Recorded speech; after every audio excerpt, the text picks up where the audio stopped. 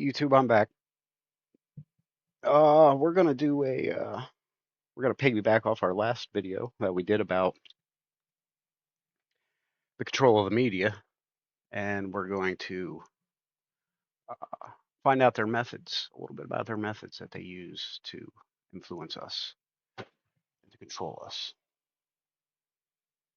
So, in order to do that, the first thing we're gonna have to do is we're gonna have to find out what this groupthink is.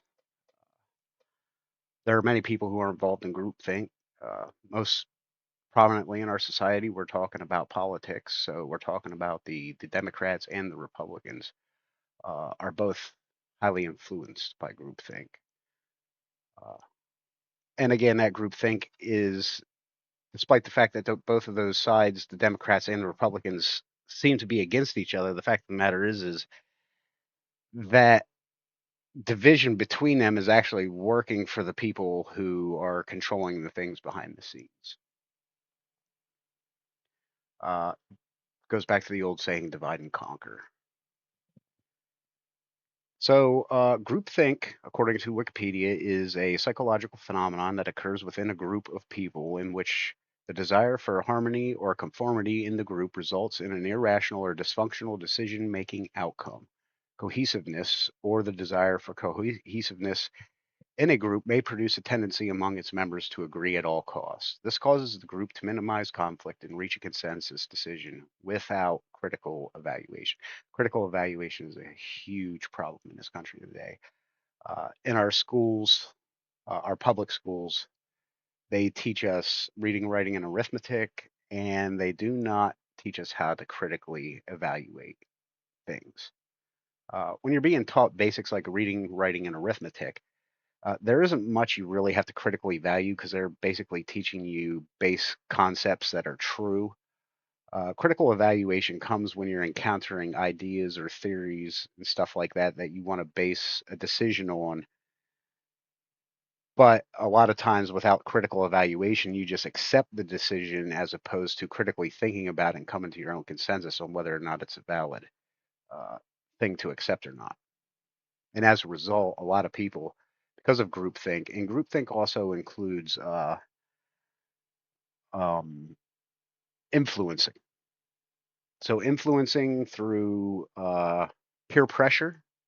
So the people around you, you see them doing something, and you want to be part of the crowd, and therefore you take on the habits or the mannerisms of that particular group that you desire to be part of. Or maybe you don't even desire to be part of it, but because you're not part of the group, you get ridiculed. And as a result, in order to conform to the group to avoid being ridiculed or chastised, you give in to the group think. That's a huge problem today. A lot of people are not willing to accept the the segregation one will experience by critically thinking about these ideas and deciding that they don't want to go along with them, and therefore they segregate themselves from among the people who are involved in the groupthink. Wikipedia goes on to say groupthink is a construct of social psychology, but has an extensive reach and influences literature in the fields of communication studies, political science, management, and organizational theory, as well as important aspects of deviant religious cult behavior. In cult behavior, that is, first off, the word cult. The word cult and the word culture are very similar. So the word cult actually comes from the word culture, and it actually describes a culture of a particular group. The word cult itself is generally denoted to be associated with deviant religious behavior. But I freely apply that term to any kind of behavior from a group that is one that all engage in the group think together. That to me is cult behavior. So for me, Democrats, they're a cult. Republicans, they're a cult. Uh, you know, um, Mormons, Scientologists, Satanists, they're all cults. You could even ascribe that to Christians if you use the term that I use it for. because of the culture of that group. You can just, instead of saying the culture of the group is a cult. It denotes that they have a certain culture, a certain method of thinking, a certain method of behaving, and even a certain method of dressing, a dress code. Usually that will come into play a lot of times when you're talking about cults. Uh, but just realize that cult behavior and political science, they go hand in hand. Political science and groupthink go hand in hand, because you may not necessarily be part of the cult, but because of the people who are behind the political sciences, they understand how the mind works, and you may not actually be a a member of their group, but if they can influence you in a certain way, you still will support that group.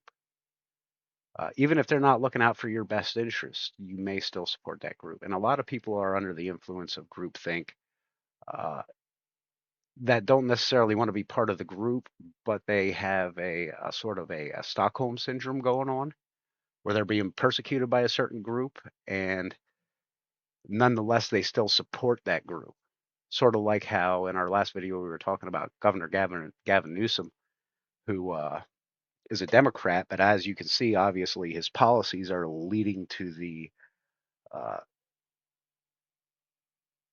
the suffering of the lower middle class and the poor people of that state, which Democrats normally align with helping those groups of people.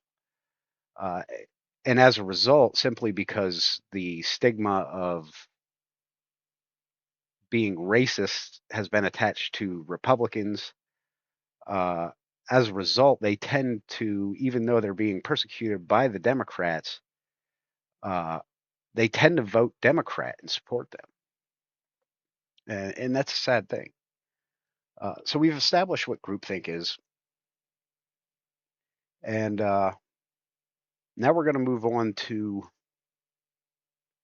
how it has really affected our nation itself and us as individuals in the 20th and 21st century. So in order to understand that, we're going to go and we're going to look at this guy here, Edward L. Bernays, an Austrian German. Keep an eye on that, Austria and Germany. That's going to come up a lot here in this discussion. So he was born on November 22nd, 1891, and he lived to March 9th, 1995. He was almost 104 years old, quite a long age, quite an old fellow before he passed away. 103. He was an Austrian American pioneer in the field of public relations and propaganda. Referred to in his obituary as the father of public relations, while credited with advancing the profession of public relations, his techniques have been criticized for manipulating public opinion, often in ways that undermine individual autonomy and democratic values. His best known campaigns include the 1929 effort to promote female smoking by branding cigarettes as feminist torches of freedom, and his work for the United Fruit Company in the 1950s, connected with the CIA. Connected with the CIA, huh? Here we go with these guys popping up again. They always seem to pop up in the most unexpected places. Go figure. See, connected with the CIA orchestrated overthrow of the democratically elected Guatemalan government in 1954. Bernays' involvement in Guatemala facilitated U.S. imperialism and contributed to decades of civil unrest and repression, raising ethical concerns about his role in undermining democratic governance. He worked for dozens of major American corporations, including Procter and Gamble and General Electric, and for government agencies, politicians, and nonprofit organizations. Huh? He worked for government agencies, politicians, and nonprofit organizations. Uh, Promote female smoking by branding cigarettes as feminist torches of freedom. Torches of freedom. We're going to get you hopelessly addicted and enslaved to this disgusting habit called smoking, which I'm guilty of. Uh, and I want to quit, but it's tough. And I hope anybody out there who has done it, congratulations to you. And those people that are trying, I hope that you achieve what you're working for. And to those who are smoking, I would say, even as a smoker, because I know what the effects are, quit. Quit while you can. And so over here we have a little article here from the Los Angeles Times. At least four Marlboro men have died of smoking related diseases. Um, so Marlboro man David Miller of Meriden, New Hampshire, succumbed to emphysema in 1987. Uh, the latest was Eric Lawson, 72, who appeared in Marlboro print ads from 1978 to 1981. He died in San Luis Obispo on January 10th. And there are multiple ones in here. There's four of them altogether.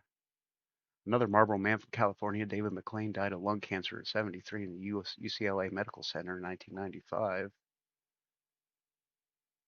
And there's one more in there somewhere, but yeah, they all the guys who played in those ads, they unfortunately succumbed to smoking cigarettes. And here we got a great example of Mr. Bernays' work.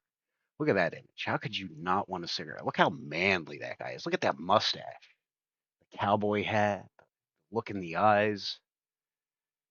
He's got the horse bridle in his hands. He's got his horse by his side and his pack of cigarettes, his leather jacket, his leather vest. I mean, it doesn't get much more manly than that. Looks like he's got rough hands. He's a worker, a tough guy. It's a tough guy there, man. Why wouldn't you want to smoke? I mean, if he was like 100% tough guy, that cigarette just put him past the threshold. He's got to be up to 110% now. And here we have some more, and this is from the 1930s. So, I mean, this guy was born in 1891, so he was like 40 when this ad came out. And it's basically a doctor telling you, smoke a fresh cigarette, give your throat a vacation. Mr. Bernays, you, my friend, are a genius. My throat needs a vacation, buddy. My throat definitely needs a vacation. What better thing to do that than some unfiltered camels? Yeah. These are the companies we're still dealing with this stuff today. I mean, it's not as obviously because we're a lot more educated to get today at the base level than they were back then. It's not as blatant as this in most cases, but in sometimes it is. Um, so yeah, here we got a doctor, you know, showing you, hey, fella, smoke a cigarette. I need a job. I need to stay in business. And here we go. We got a an ad for women here. Lucky Strikes. To keep a slender figure, no one can deny. Reach for a Lucky Strike instead of a sweet. It's toasted. No throat irritation. No cough. Wow. Cigarettes that don't irritate your throat and you don't cough from. Well, at least not right away. Until you get lung cancer and then your throat rots out of your head. So yeah, that's she looks nice and youthful and lively. Flush cheeks, you know. She is the image of health and beauty for the woman. And, what's going to enhance that? A Lucky Strike. Why not? Viceroys, here we go. Viceroys, filter the smoke. Oh, they added the filter. So you're not getting as much tobacco. You're going to need to smoke more now because you're not going to get your nicotine fix as long because you're filtering out some of that stuff. And this is promoted by a dentist. What we're told is a dentist. It's actually just a drawing. Uh, as your dentist, I would recommend Viceroy's. That is not my dentist. I haven't had a dentist in over 25 years. I still have all my teeth. They're all white. I have no cavities. I've never had a cavity in my entire life. I'm 45 years old. I've smoked off and on for 25 going on 30 years. I don't smoke a lot, 10 cigarettes a day at the most on my worst days, usually, even less than that. And at some points in my life, I didn't smoke at all. Uh, don't listen to this guy. I don't recommend smoking for your teeth. I've seen how it turns people's teeth brown. It really takes a dedicated person to their dental health in order to fight against the kind of degradation your teeth will experience from smoking too many cigarettes. Here we got Laurel and Hardy promoting Old Gold cigarettes, America's smoothest cigarette. And so this is another way they would use, actors to influence people. These were the influencers of their day. They didn't have YouTube, but they had magazines and they had newspapers, and they could print these ads in those. And oh, Laurel and Hardy smoke Old Gold. I better go get myself a pack of them. No different than the influencers you find on YouTube today, promoting all kinds of stupid crap you don't need that'll probably kill you. And in the process of doing it, they're going to take your money and they're going to harm you, and they're going to get rich from it, and you're going to get sick from it. That's the plan. And it works like a charm. Here's another one. That's pretty interesting. Uh, is this you 5 years from now? Talking about this one here. When tempted to indulge. When tempted to overindulge, reach for a lucky instead. And the idea they're trying to say here is that, instead of eating, uh, smoke a Lucky Strike because it'll keep you young. It's toasted. Your throat protection against irritation and against cough. Lucky Strikes protect your throat. How crazy is that? That's what they used to tell people. Lucky Strikes protect your throat. Yeah, sure they do. Uh huh. It's the exact opposite of what they actually do. Did they know about that in those days? I'm sure people have been smoking at that point in time for, Ulysses S. Grant died from throat cancer, and he smoked cigarettes or not cigarettes, he smoked cigars all the time. They knew the effects of cigarettes very well by that point in time and what they could possibly do to people. Yet they freely lied to people in order to sell more. Uh, and then okay, we'll get on to that here in a minute. So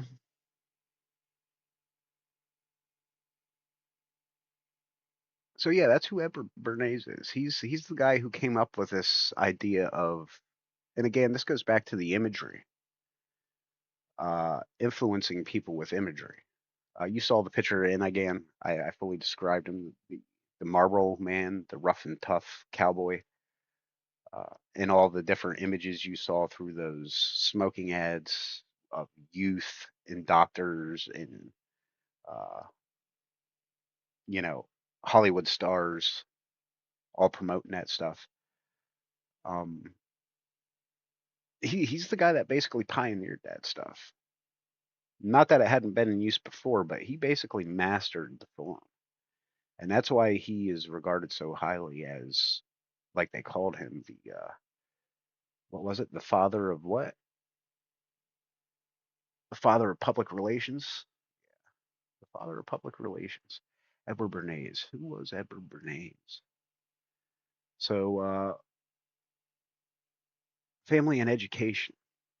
Edward Bernays was born in Vienna, Austria, to a Jewish family. His mother, Anna, was Sigmund Freud's sister. Ooh, got quite the lineage there. He comes from Sigmund Freud. So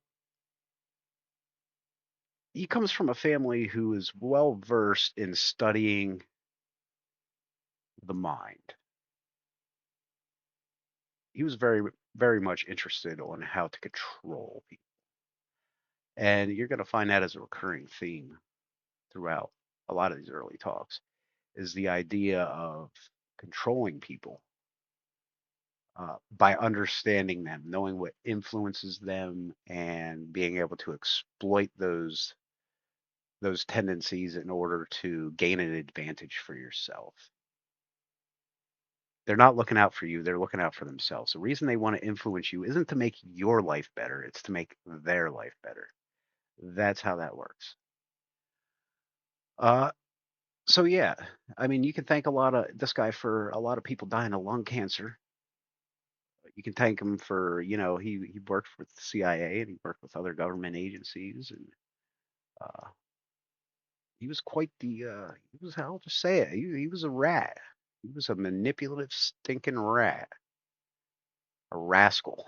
We'll call him that. He was a rascal. And these are the kind of people who, if you're not aware of the kind of stuff that they do and how they operate, they will manipulate you. I don't even want to get into the possible ends of where you could possibly go, but the whole country is under the effect of these types of people. And you need to be aware of it. These kind of people, this guy here is a high level, high level uh, mental tactician. Uh, there are people on the street who you will find who are very manipulative as well. And when I say on the street, I mean in the general public. Um, they aren't to this guy's standards. And if you're aware of their tactics, you can avoid, and I'm not saying you can avoid the consequences, but you can avoid because oftentimes if they don't get what they want, then you have another problem to deal with. And I'm not going to get into that too much either. But yeah, when they don't get what they want through the manipulation, they will get it through physical uh, assertion. They will assert their will physically, uh, and they've created a philosophy in order to justify that as well. Um, but you have to be prepared for that. If you're not willing to do that, just give in to what they're doing. Just give in to what they're saying and do what they want, and your life will be somewhat. It can be easier. Now, if you have some integrity and you're not afraid, because a lot of that comes into it, especially the fear of public chastisement. Uh, you can't fight against these things. Um, you have to be able to recognize it, and you have to be able to sort of understand what their intentions are, because sometimes they'll use this thing called reverse psychology, where they pretend like they want you to do something, but what they really want you to do is the opposite of that. And so especially when they understand that you understand what they're trying to do, the reverse psychology starts to come into play. So you have to be really aware of that when dealing with these manipulators. And yeah, this guy, like I said, he was quite the rascal. Um, so let's go on to Sigmund Freud.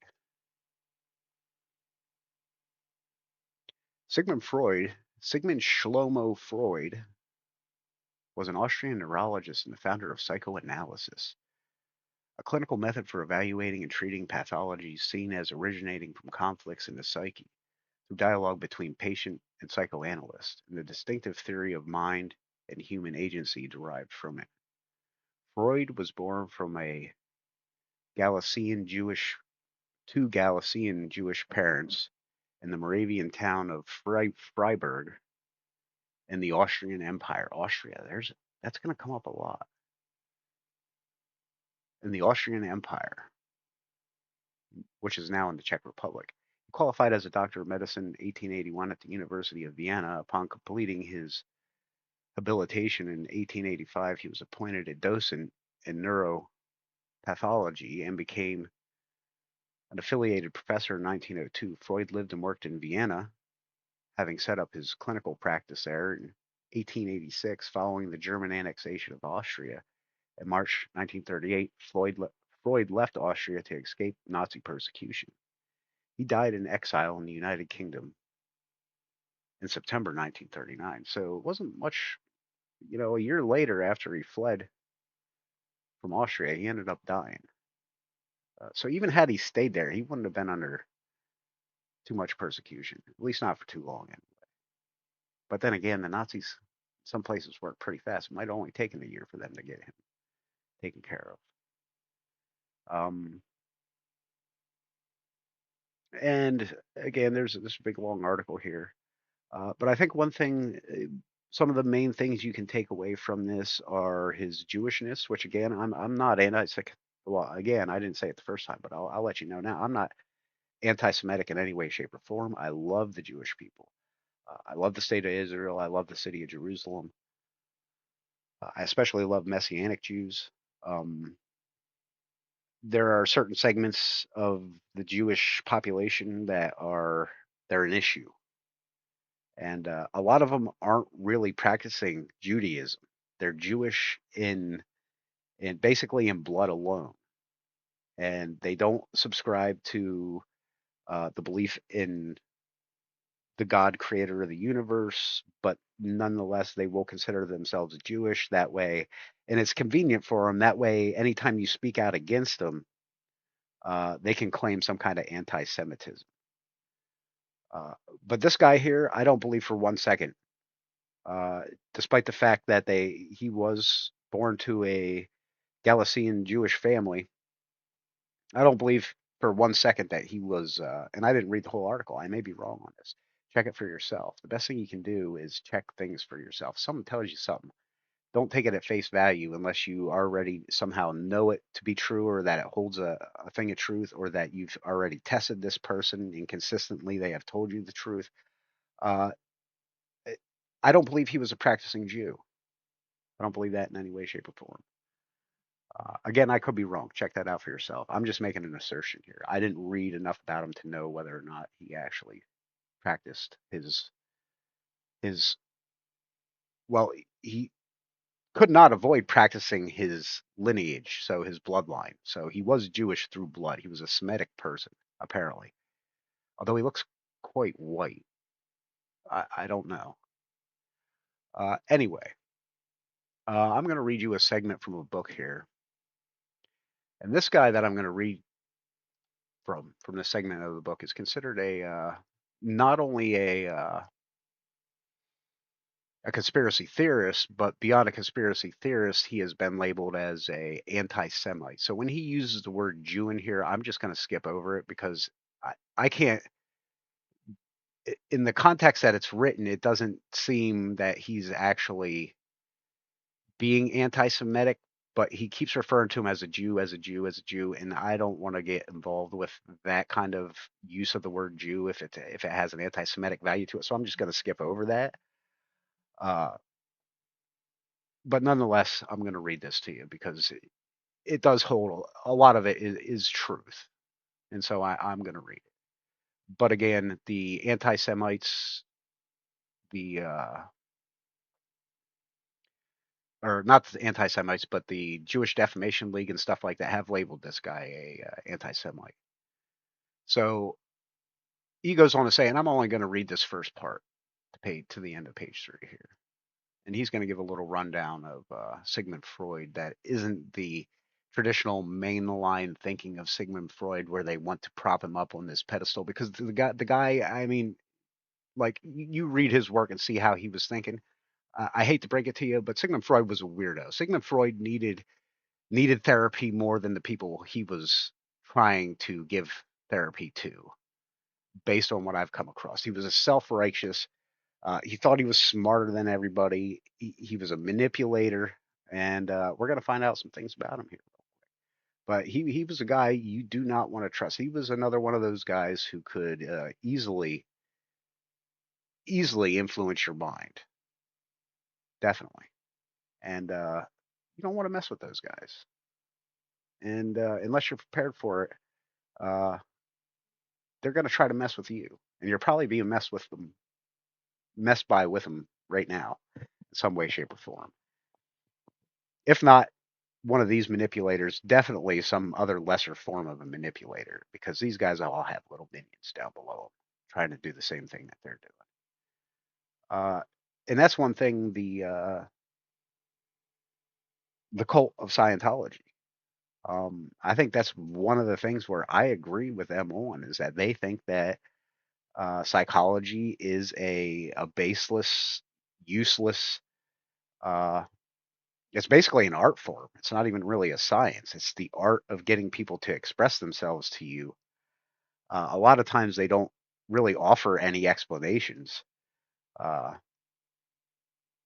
and and if they do, they're gonna. And this is what Freud did.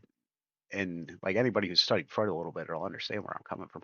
This is what Freud did. He would People would tell them about their problems, and Freud would a lot of times tell them that their problems stemmed from certain things that, to me, if he were to tell me these things, I think I would have more problems after that, not less. And so again, that comes into the idea of manipulating people. So if he were to give his the people that he was uh, giving therapy to, if he were to give them things that would make them healthier and better, they wouldn't leave and they wouldn't come back to him. So it wasn't to his benefit financially to make these people content people. He wanted to make sure that their problems persisted. And what better way to persist of problems than to put other ideas in their head that weren't originally there in the first place, to let those soak in, and then they think deeper on those ideas, and then they come back with even worse ideas after that. And it's a never-ending revolving circle with those people. Uh, if you can, and I'll tell you right now, I'm a Christian, so and I've been psychologically analyzed by these people, because I have had uh, psychological problems, and to a certain extent, I still deal with psychological problems to a certain degree. But the best thing for me, and there's not even any comparison when it comes to comparing this guy here to Jesus Christ. Uh, there's no comparison at all. Jesus Christ is the best therapist. The Holy Spirit is the best therapist. There's no ifs, ands, or buts about it. Like I said, they don't even compare. It's not even worth making that comparison. So we're going to go back here to this thing, and we're going to read this here real quick about Sigmund Freud. Few Americans realize that the principal tool of communist penetration in the United States, and yeah, Eustace Mullins was a big opponent to communism. Uh, and again, this comes down to another reason. Like I said, they label these people as anti-Semites, a lot of times not because they hate Jews, but because the things that the Jews are doing in a lot of cases are associated with things that happen to be, I think I want to use the word antithetical to the values of the United States. And I think this is why he's writing this, not so much because the guy was Jewish, but because of what the effects of psychoanalysis and psychology has had on the United States. So few Americans realize that the principal tool of communist penetration in the United States is the pseudoscience of psychotherapy. Not only have many patriots who oppose communist subversion been imprisoned for life without trial, and yeah, that's a thing they can do. Uh, And if you get segregated uh, to a certain degree and get really wrapped up or get stuck in an area where you're surrounded by these kind of people who do this kind of stuff, yeah, they can slap you with a label and throw you in a loony bin without any trial at all. And even a trial where you can't stand up for yourself, because all they got to do is get one of their psychotherapists to label you as incompetent to make your own decisions. And now all of a sudden, they have the ability to label you with whatever they want, throw you in one of these institutions. So that is a true thing that happens. Not only have many patriots who opposed communist subversion been imprisoned for life without trial, but many others have been rendered helpless, their fortunes seized, and their exposure of communist treachery discredited by the accusation of mental illness. And again, you know, that's me. My hands up. They will definitely say that about me. Not only that, but because of groupthink and the way they have penetrated our society with these labels, you know, if I get called a conspiracy theorist or a anti-Semite, it's not because I'm actually a conspiracy theorist or an anti-Semite. It's because I'm going against the the establishment and what they're trying to establish. In 1848, Karl Marx issued his Communist Manifesto detailing the Jewish plans for subduing the Gentile. But it was not until 1896 that the most workable system to achieve this goal, psychoanalysis, was unveiled by his fellow Sigmund Freud. No one suspected at the time that Freud pronounced fraud. He really didn't like this guy. No one suspected at the time that Freud had invented the indispensable tool for the biological parasite in his quest to gain absolute control over the life of the Gentile host. So this here is another reason why they call him a anti-Semite. He's basically saying that Freud uh, was in the in the field of trying to control people, basically, and he's subscribing this to basically. I think he's kind of calling Freud a like a Zionist or something. I don't know exactly what he's getting at here, but he's basically saying that the Jew was trying to control the mind of the Gentile. I don't necessarily believe it's the Jew because, again, like I said, I don't think most Jews are involved with this kind of stuff that we're talking about here. There's a deeper group of people that, in his case, for lack of knowledge, he refers to as the Jews.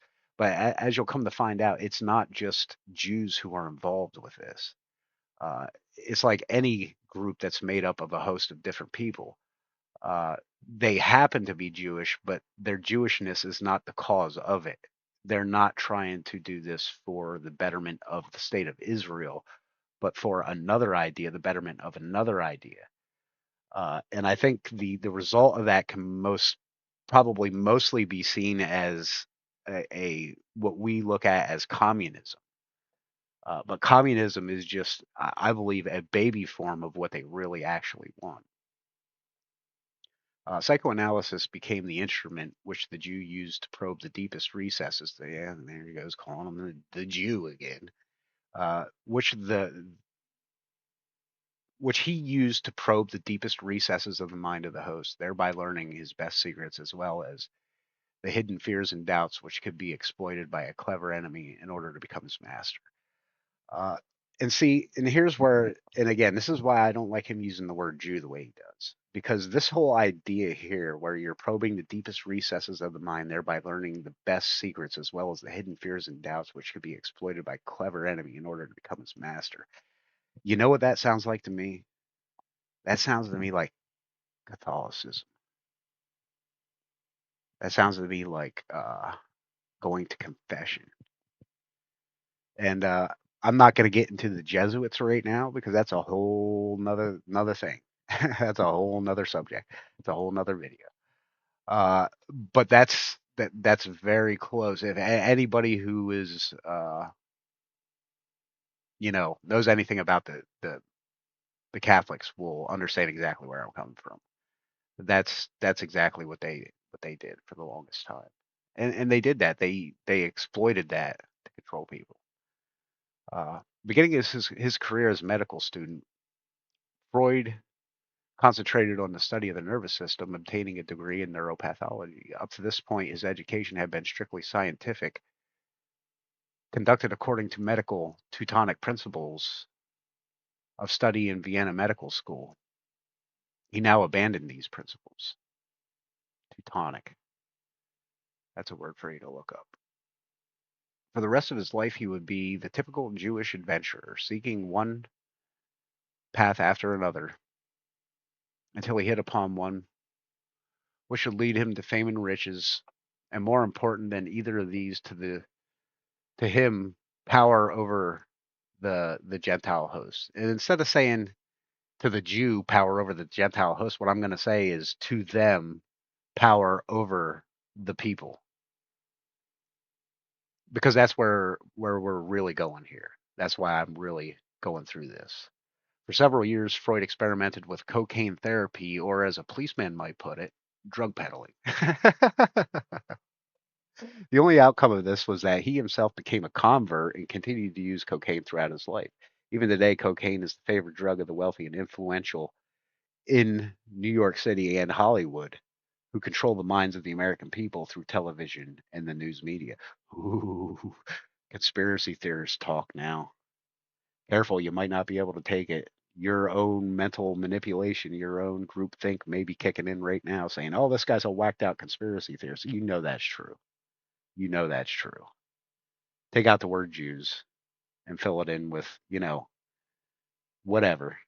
ad lib it. You know, what do you want to call it? Politicians, drug cartels, mafia. They all, you can put them all in there. They're all part of the same club.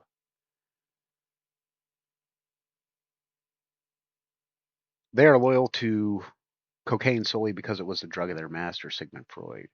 After Freud discovered that putting his patients on cocaine brought him no sudden wealth or prominence, he began to cast about for some quicker road to fortune. He seemed to have found it, and when he began to practice hypnosis on his patients.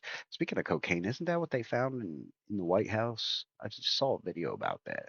Whose was it? They don't know. Cocaine in the White House. The White House. Isn't that a nickname for cocaine? White, white in the White House. For more than a century, hypnosis has been the favored practice of Europe's most notorious charlatans, Mesmer, Cagliostro, and Charcot. Freud now became the legitimate heir of these mountebanks, but how did he escape being branded by their well-deserved reputations as necromancers and frauds? Early in his use of hypnosis, he made the fortunate discovery that it was no longer necessary to put his patients under or to subject them to hypnosis in order to get them to reveal their innermost secrets. He had only to establish a suitable atmosphere of confidence and trust, and they would begin to talk about themselves. As Thomas Sazassa, the famed critic of the pseudoscience, revealed in this book, The Myth of Psychotherapy, psychotherapy is merely talking. Freud's reputation as the great inventor of an entire new science rests solely on his discovery that he could get his patients to talk about themselves without the use of hypnosis. Nevertheless, much of the mumbo jumbo of psychotherapy was invented in order to create a hypnotic atmosphere. Freud's discovery freed him from the stigma of the charlatans of hypnosis and put a greater distance between him and his discredited predecessors, such as Mesmer, the father of mesmerism. So there you go. Edward Bernays was the nephew of Sigmund Freud. And as we see here, Sigmund Freud was very much interested in the way people think, being able to control their thinking. Uh, so these are the kind of people we're dealing with, people who have been studying the mind. And these aren't the first people who have been studying the mind. The people who control countries and control nations have been studying how to manipulate people for thousands and thousands of years. These guys are just building on an established base that was already there, and they were just adding to it. And especially as times were modernizing, we were getting into the modern world, technology was advancing. These guys here, Sigmund Freud and his nephew Edward Bernays, they really brought the idea of public relations and propaganda and mind control and understanding the mind into the newer times and how to exploit them in the newer times. So next, we're going to go on to a fella here named Joseph Goebbels. I think that's how you pronounce that. He was the propaganda minister of Nazi Germany. There we go, a big old swastika there for you, YouTube. uh, you know what? Now that I think of it, the YouTube symbol kind of looks like a. Oh, never mind. I'm not even going to go there. Um, yeah. So Joseph Goebbels, the propaganda minister for Nazi Germany, he came into power in office from. Oh, he was Chancellor of Germany for a month. Okay. As propaganda minister, he was. Yep. There. Okay. He wasn't just the minister of propaganda.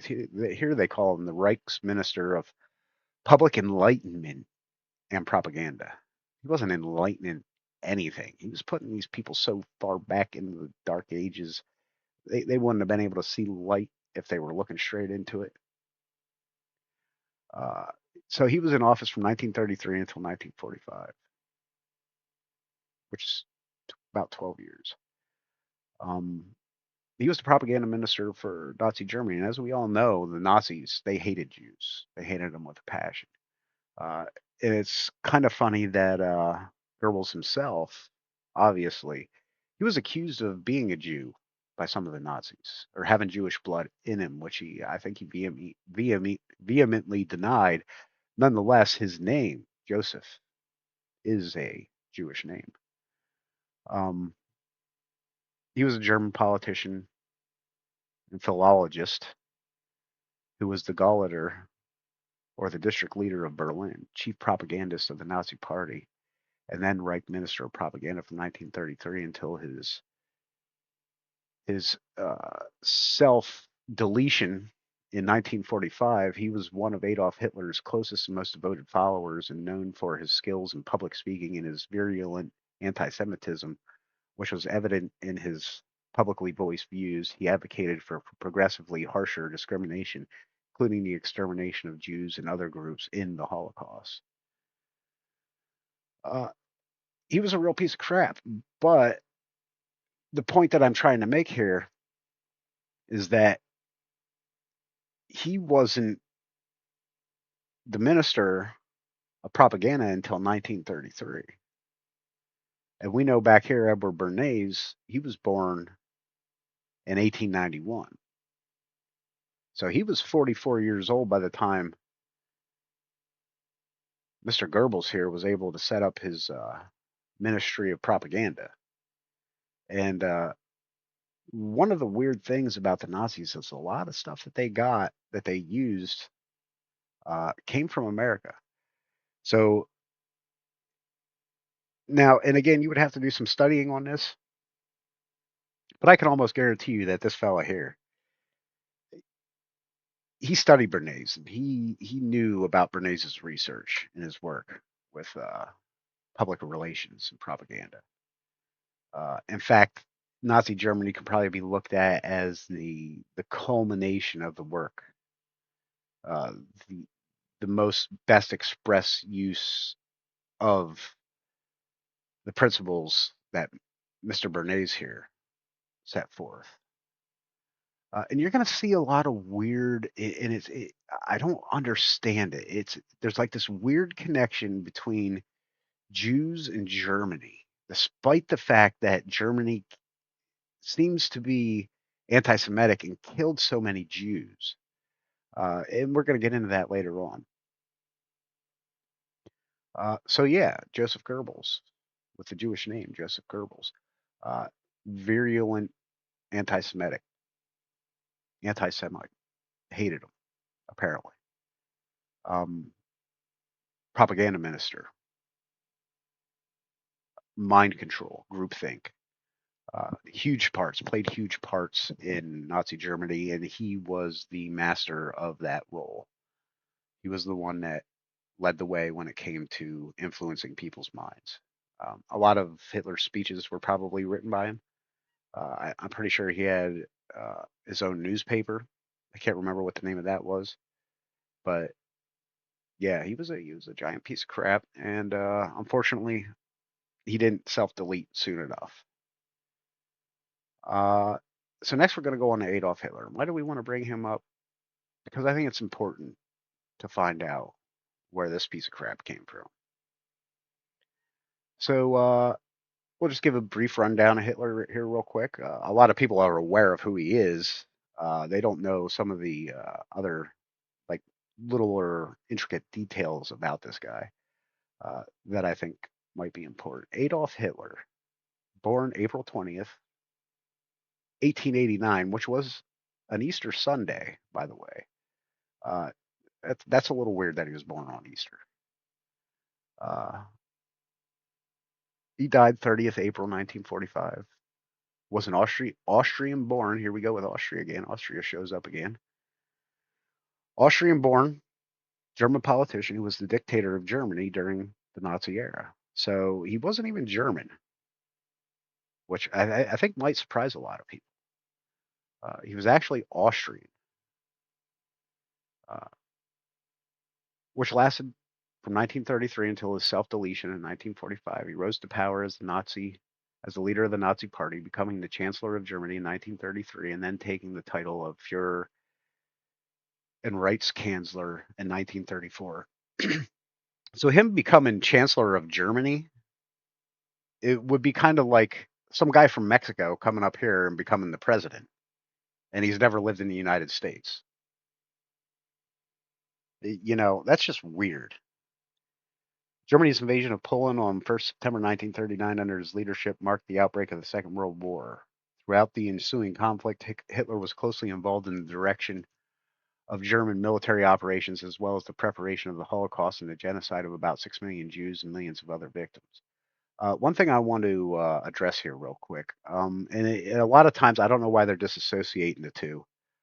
It says right here that in 1934, Germany's invasion of Poland on September 1st, 1939, under his leadership, marked the outbreak of the Second World War. I hate to break it to a lot of people, and maybe they didn't even know the invasion of Poland happened on September 1st, 1939. But the invasion of Poland was not perpetrated by Germany alone. In fact, Germany and Russia signed a pact. They attacked Poland from both directions. Uh, Poland's sovereignty was guaranteed by the British and the French. That's how the war started. Hitler didn't declare war on the Germans or the French. The Germans and the French declared war on Germany. They are technically the ones that started World War II. Uh, Hitler's reason for invading Poland was he claimed, and they set this up. It's referred to as a false flag event, and this is documented. This isn't conspiracy theory. This is fact. This is World War II fact.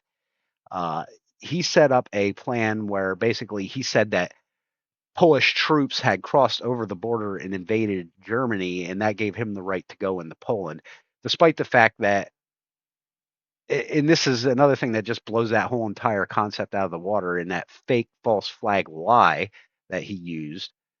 So we know false flags do exist and they are real.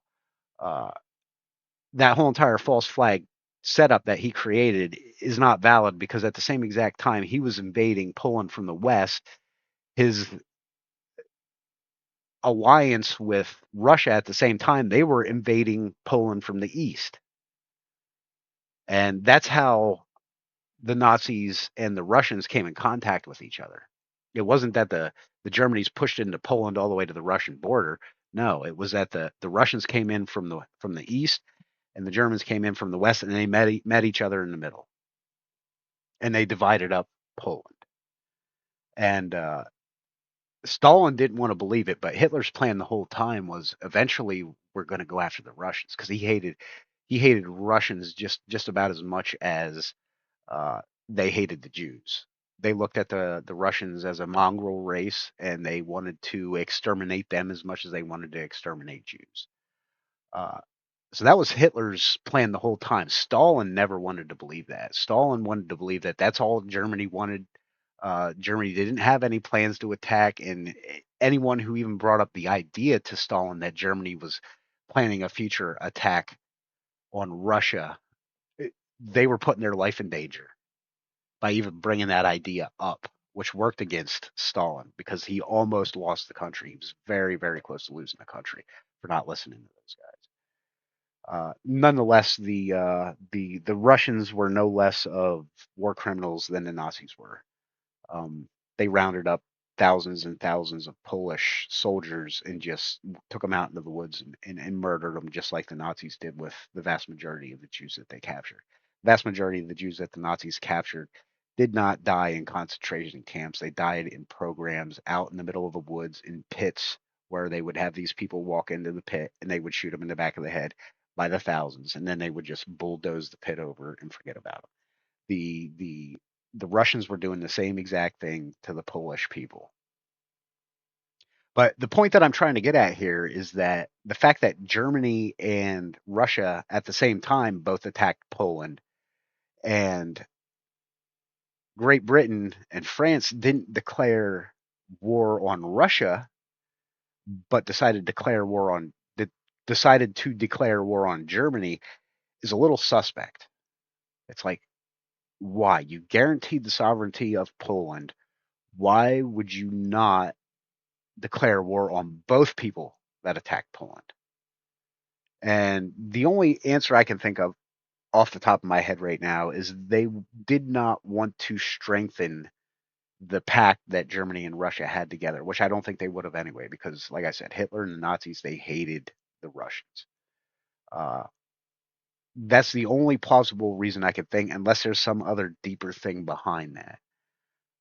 I don't know for sure. Uh, some people think that a lot of this stuff that we're talking about, that I'm talking about, is really influenced on a complete and total manipulation of the whole entire uh, series of events of World War II. And I don't know if it goes that deep. I think it was more of a tactical choice. Nonetheless, let's move on. So the reason that I wanted to bring up Adolf Hitler was to bring in the first off the fascism. So the fascism that goes with Nazi Germany, um, their ideas on racial theory, what they called eugenics at the time. Uh, that had a lot to do with it. Austria, again, there's a lot of stuff coming out of Austria as far as manipulation of the masses. Germans were big on that, big on the manipulation of the masses and groupthink. Um,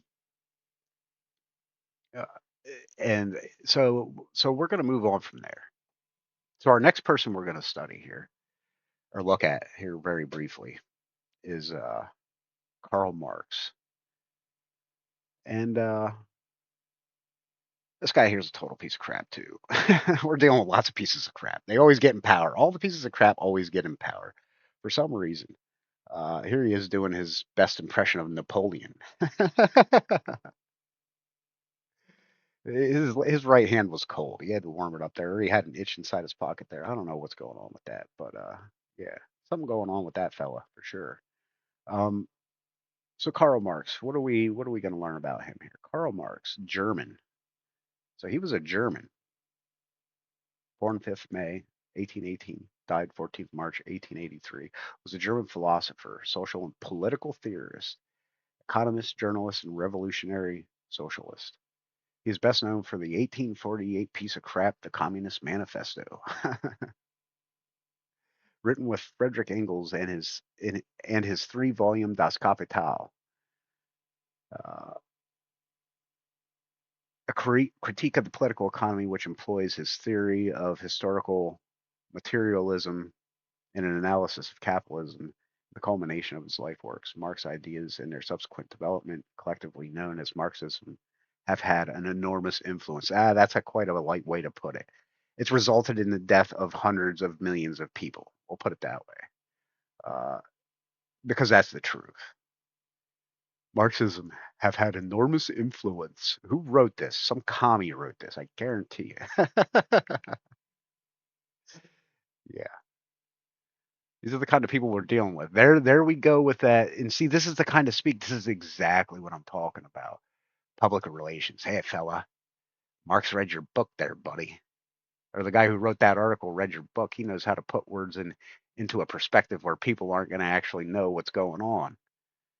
That's what you call that public relations, communist public relations. Marx's ideas and their subsequent development, collectively known as Marxism, have had an enormous influence.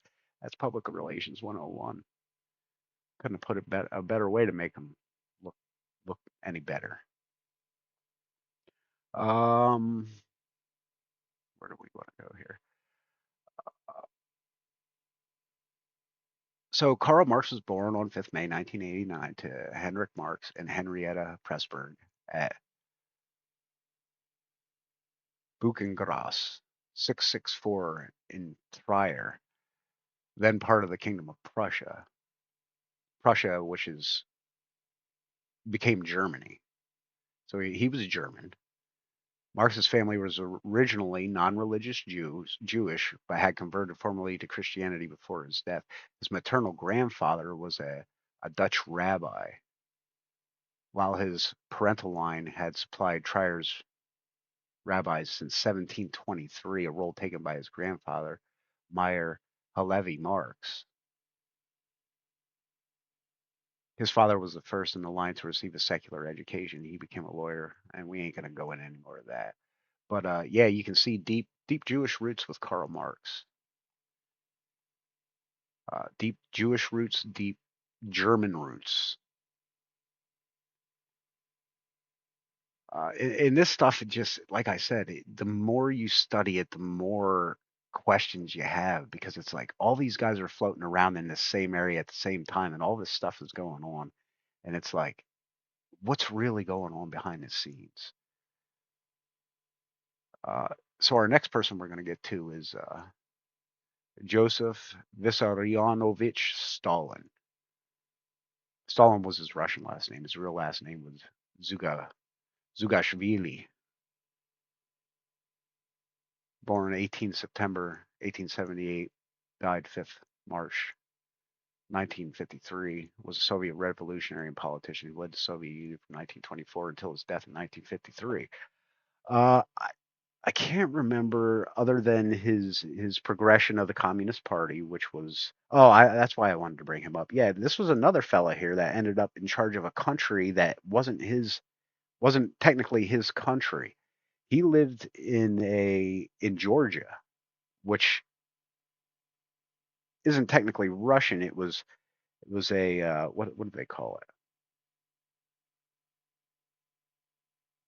It's kind of like how where is it here? Um, but yeah, he was technically really wasn't Russian. He was Georgian and ended up in charge of Russia. Uh, that's one of the reasons that I wanted to bring him up is because, like I said, he's another one of those guys that ends up in charge of a country that isn't really from the country that that he was in charge of. And I just wanted to put his picture up there and call him a piece of crap because that's what he was. He was a commie piece of crap. Uh, oh yeah, that's another reason. Another thing I wanted to point out. Early life. Where was that? I'll find it here real quick. Um, yeah, here we go. It goes through talking about during October 1899, he worked as a meteorologist at the Tefilis Observatory. He attracted a group of socialist supporters and co organized a secret workers' meeting where he convinced many to strike on May Day 1900. The Empire's secret police, the Akharana, became aware of Stalin's activities and attempted to arrest him in March 1901, but he went into hiding, during which he lived off donations from friends. He helped plan a demonstration in Tafili on March on May Day 1901, at which 3,000 marchers clashed with authorities. Stalin was elected to the Tafili's committee for the Russian Social Democratic Labor Party, a Marxist party founded in 1898 in November 1901. That month, he traveled to Batumi. His militant rhetoric proved divisive among the city's Marxists, some of whom suspected that he was an agent provocateur. Stalin began working at the Rothschilds refinery storehouse, where he co-organized two workers' strikes. So, in reading this article, it kind of, and again, like I said, the only reason that I brought this article up is because basically I wanted to show how he was a in charge of a nation that he wasn't naturally from, and to call him a piece of crap. And in reading this article, discovering that he worked at the Rothschild refinery storehouse where he co-organized two workers' strikes was kind of interesting. So, who are the Rothschild family? Who are the Rothschilds? The Rothschild family is a wealthy Ashkenazi Jewish noble banking family originally from Frankfurt, Germany. So here we go, another connection with Germany and Judaism. And now we're getting into some deeper stuff here because we're talking about super wealthy, not just banking, but noble banking family, originally from Frankfurt, Germany. These are the people a lot of people suspect hold a lot of shares in what we call the Federal Reserve. There's nothing federal about it. It's not a government organization. It is a public held banking system that our government is reliant upon. And a lot of people believe that the Rothschilds hold a lot of stakes in the the Federal Reserve.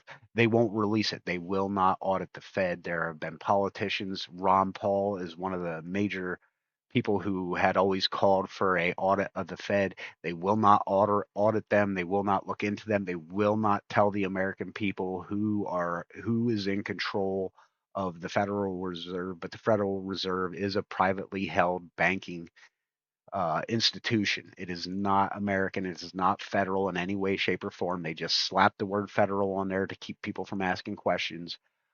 Look into it yourself. If you don't believe me, look into it yourself. Um, but again, the connection between the Jews and the Germans, it gets weirder. The family's documented history starts in the 16th century Frankfurt. Its name is derived from the family house Rothschild, which actually stands for Red Shield. You see this red shield right here in the middle? That's them. And what are they over top here? Looks like they're over top the Prussian kingdom, and it looks like they're over top of England. That's what it looks like. It's got three heads, four, five, six. Yeah, there's a lot going on in there. Concordia, Integritas, Industria, Industry. That's what the commies were all about. Rothschild, the Red Shield, communism, the Reds. Huh. So, derived from the family house Rothschild, built by Isaac Ekanon Bacharach in Frankfurt, 1567. The family rose to prominence with Meyer Amschel Rothschild, 1744 to 1812, a court factor of the German landgraves of blah, blah, blah, blah, blah. Holy Roman Empire, not holy, not Roman, all German. Uh, so, yeah, Stalin, and he organized a strike against the Rothschilds, apparently. The way that it's worded there. I don't know. You'd have to look more into that. I don't know if he was working there and he organized a workers' strike, but the workers' strike wasn't at the Rothschilds, but nonetheless, the Rothschilds, he worked there. There, and maybe I'm trying to put more into that connection than should be there, but knowing how these kind of people here work, uh, I don't know. I don't know.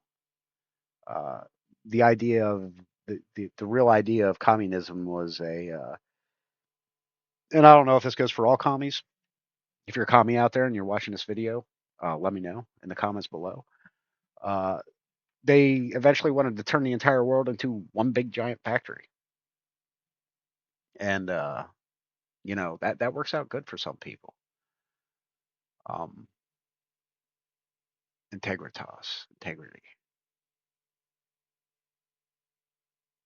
Uh, yeah, that works out good for a lot of people, especially if you own the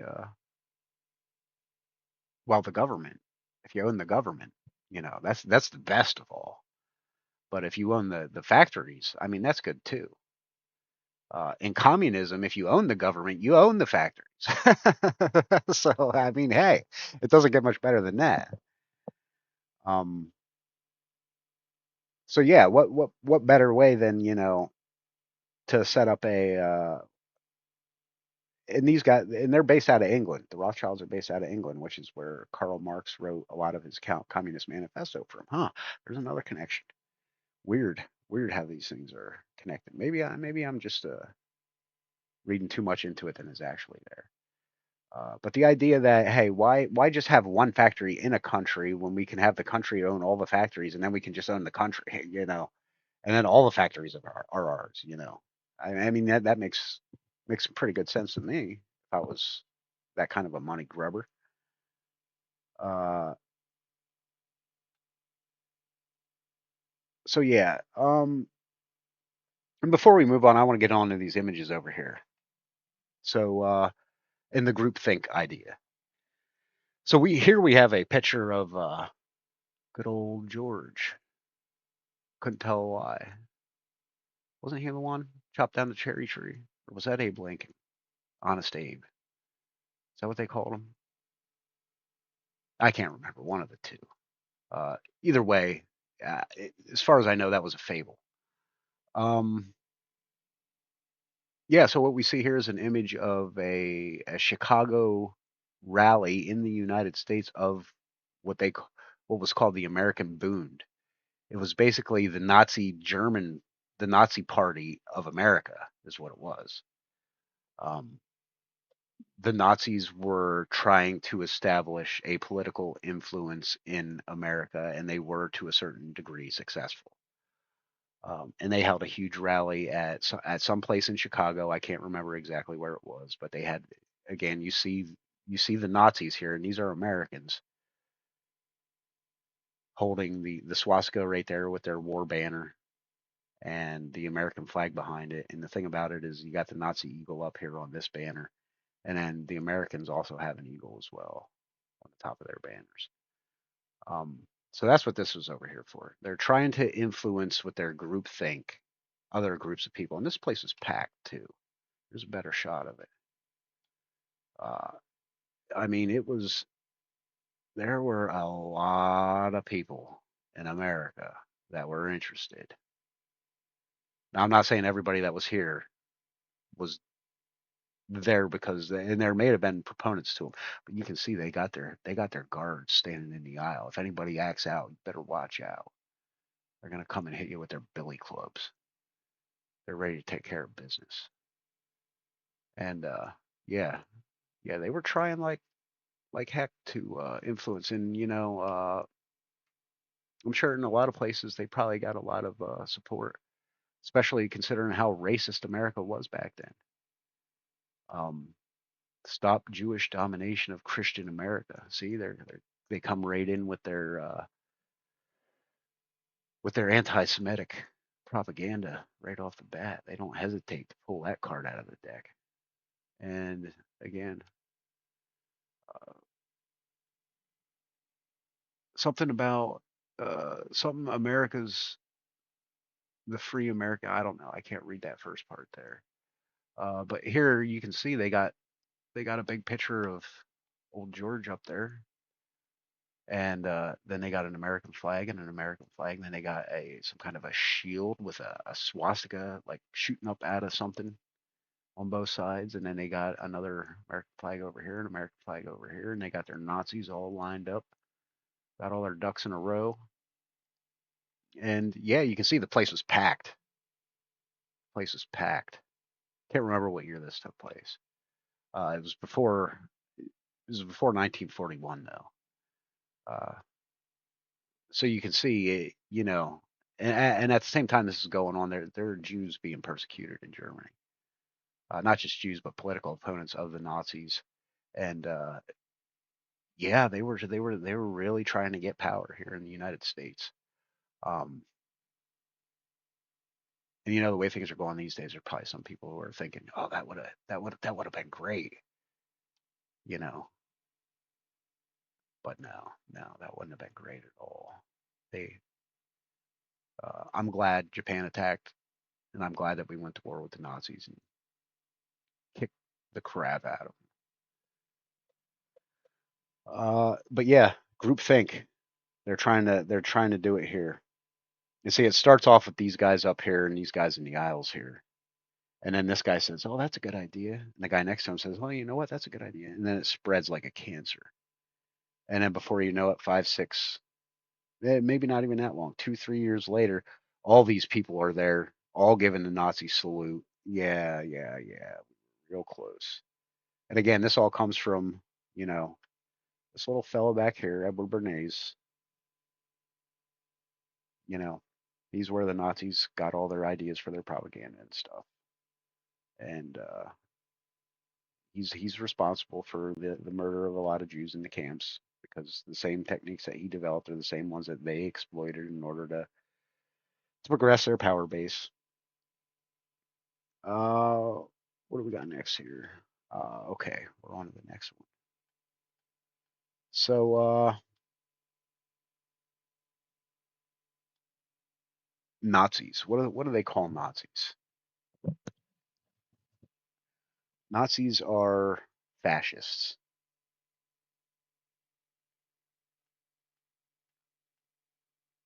Where are we at here?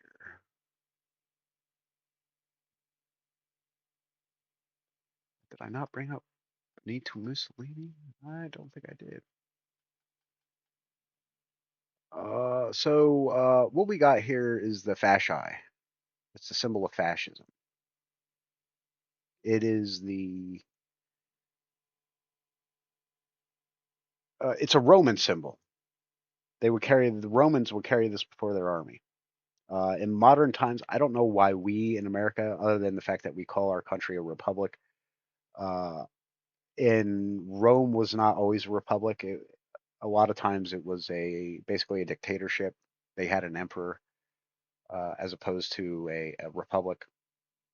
But that's what this symbol represents. It resembles a bundle of sticks um, with an axe added into it. So the idea being that and this goes back to a teaching that I heard from uh, on TV from an Indian at one point in time, where he's talking about the power of the people, and he picks up an arrow and he shows the young brave and he breaks the arrow and he says, "You see, one arrow is weak," but then he hands the brave uh, a whole bunch of arrows at the same time, and he says, "Now try to break these," and he can't break them because there's so many of them together. That's the idea that's going on with this symbol here. If you stick together, it's harder to break than if you are alone by yourself. And and that goes into the group think. So if you're that one arrow, you know, it seems like you can be broken easy. But if you're in that group, it's harder to break the group than it is to break the individual. Uh, and that's what we got to put up with when we're going against people like this guy over here, who's trying to get everybody on the same page and get everybody thinking the same way. And it's hard to prevent from being broken. You really have to be a more of a vine than an actual stick. Because if you take a vine and you try to break it, it's not going to break. It'll bend and bend and bend. You can even tie it in a knot, but it won't break. But uh, that's a whole nother thing. Um, so yeah, and that's the idea behind it. But it's a fascist symbol, is what that is. Um, this is Benito Mussolini's El Duce's symbol for his Italian empire that he was trying to create. And as you can see, here is the same exact symbol, the fasci, a Roman symbol from Rome, and the laurel leaves. I can't remember exactly what they represent. But yeah, there it is on the and like I said, the Roman armies would carry this as their standard. Now uh, Romans were a pantheistic people, so they believed in a whole bunch of different kinds of gods. Um, the In our country is supposed to be, and it says on a lot of our stuff, "In God we trust." Uh, and a lot of our founding fathers, and especially a lot of the people who fought and died in the Revolutionary War, the vast majority of them were Bible believing Protestant Christians. They weren't pantheists. They didn't care anything for Rome, especially didn't care anything for Rome because they knew as much as our founding fathers did, and you'll find it in their writings. They looked at Rome as not necessarily an enemy, but a group of people. And when I say Rome, I'm talking about the Vatican, and I'm talking about Catholics. They all get grouped into that. They looked at those people as, potential, and the Jesuits were big at that time, and you'll find in the writings of our founding fathers, they really worried about the Jesuits and the Catholics a lot because they knew from history how much they hated Protestants. And this country was being founded as a Protestant nation. Pilgrims and Puritans and Quakers, that's who founded this country. Um, so when the government was being established, they were establishing a government of the people, for the people, and by the people. And that meant that they had to make sure that their laws and everything that they were doing were based on the principles of those Protestant people. And they knew, the Protestants themselves knew, as well as the founding fathers, that the biggest enemy that they faced, uh, besides the British Empire themselves, was the the Catholics, because they had already been persecuted for hundreds and hundreds of years before. And I'm just going to say it, before God gave them this country. And they didn't get it for free. They had to fight for it. They had to fight. They had to die for it. They had to shed blood, sweat, and tears for this country. And yeah, now we're propping their symbols up. We got the Roman symbols right up in our House of Representatives. And yeah, that's a disgrace. That's an absolute disgrace. And you got two guys sitting under each one of these chairs. Who's running this country? Who's the one that decided on these symbols? These stupid pagan symbols propped up in our House of Representatives. I don't want them there. I'm an American. I don't want those symbols there. I don't want them there in any way, shape, or form. That's Roman garbage. Get rid of it. Burn it. What does that symbolize? I don't know. But yeah, again, like I said, El Duce's symbol from World War II. He was the leader. El Duce, Mussolini. He was the leader of Italy in during World War II. He was eventually killed by the people. They lynched him. They basically lynched him and his wife and hung him up in the town square. I think the reason for that being was because the Catholic Church didn't want to be looked at as an enemy, so they had their Catholic minions kill Mussolini and his wife just to be like, "Hey, look what we did. We never liked him in the first place." Yeah, right. You guys set him up, put him in power. Who are you trying to kid?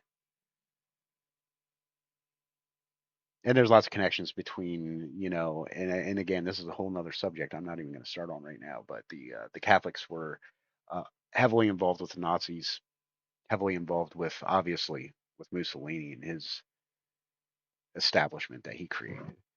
Um, and now, for some reason, we got this fascist symbol, and the Germans use it as well. This fascist symbol of Rome, right in our House of Representatives. It's there today. Go visit the place. See if I'm lying to you. There's a picture of it right there. Speaker of the House sits right here in between, with an American flag behind him and two fasci with the axis both pointing directly at him. So what's that mean? I'll tell you what that means. That means you do what we tell you to do, or that axe is coming down. That's what that means.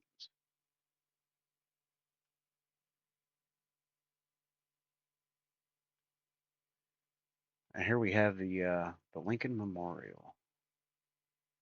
What are these two things here? Well, that looks very similar to that. And it looks very similar to that. Why would they be there? Abraham Lincoln didn't trust the Catholics. In fact, the president that came after Abraham Lincoln broke off ties with the Vatican, and they weren't reestablished until, who was it? Ronald Reagan in the 1980s? Yeah, I think it was Ronald Reagan in the 1980s. So the president that came after Abraham Lincoln uh, broke off ties with the Vatican, and they weren't reestablished until the 1980s under Ronald Reagan. There's a reason for that. It's because the vast majority of America was Protestant for a long time, but they dwindled away at our faith. They dwindled away at the churches. They hit us with their propaganda. They hit us with their propaganda so hard that it just totally destroyed the the foundation that America was built on, which was a Protestant Christian foundation. And they were able at that time to feel safe enough to say, "Hey, let's reestablish ties with the Vatican." And now, if you look at this picture here and look at the way that these axes are facing, Why are there no axes on these ones? No, the only thing I can think of is because the axe was dropped on Lincoln. We all know what happened at Lincoln. I don't even need to tell you that story. But the story behind it, that is a true story. It's not a conspiracy theory. This is 100% truth, and you can look it up.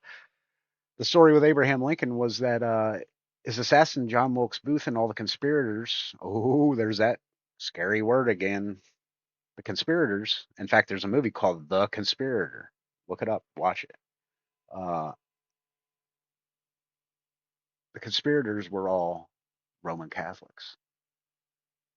It's probably why there's no axe here, because it was laid into the back of his head in the form of a single shot from the Derringer of John Wilkes Booth. So, was Lincoln killed by the Vatican?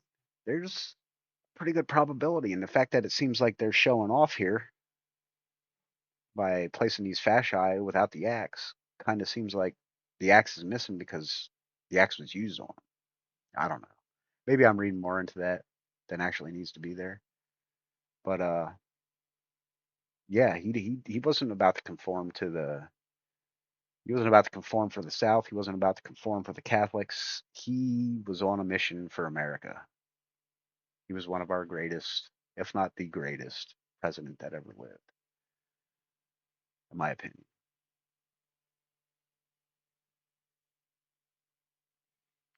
And so, yeah, the fasci, the fascists,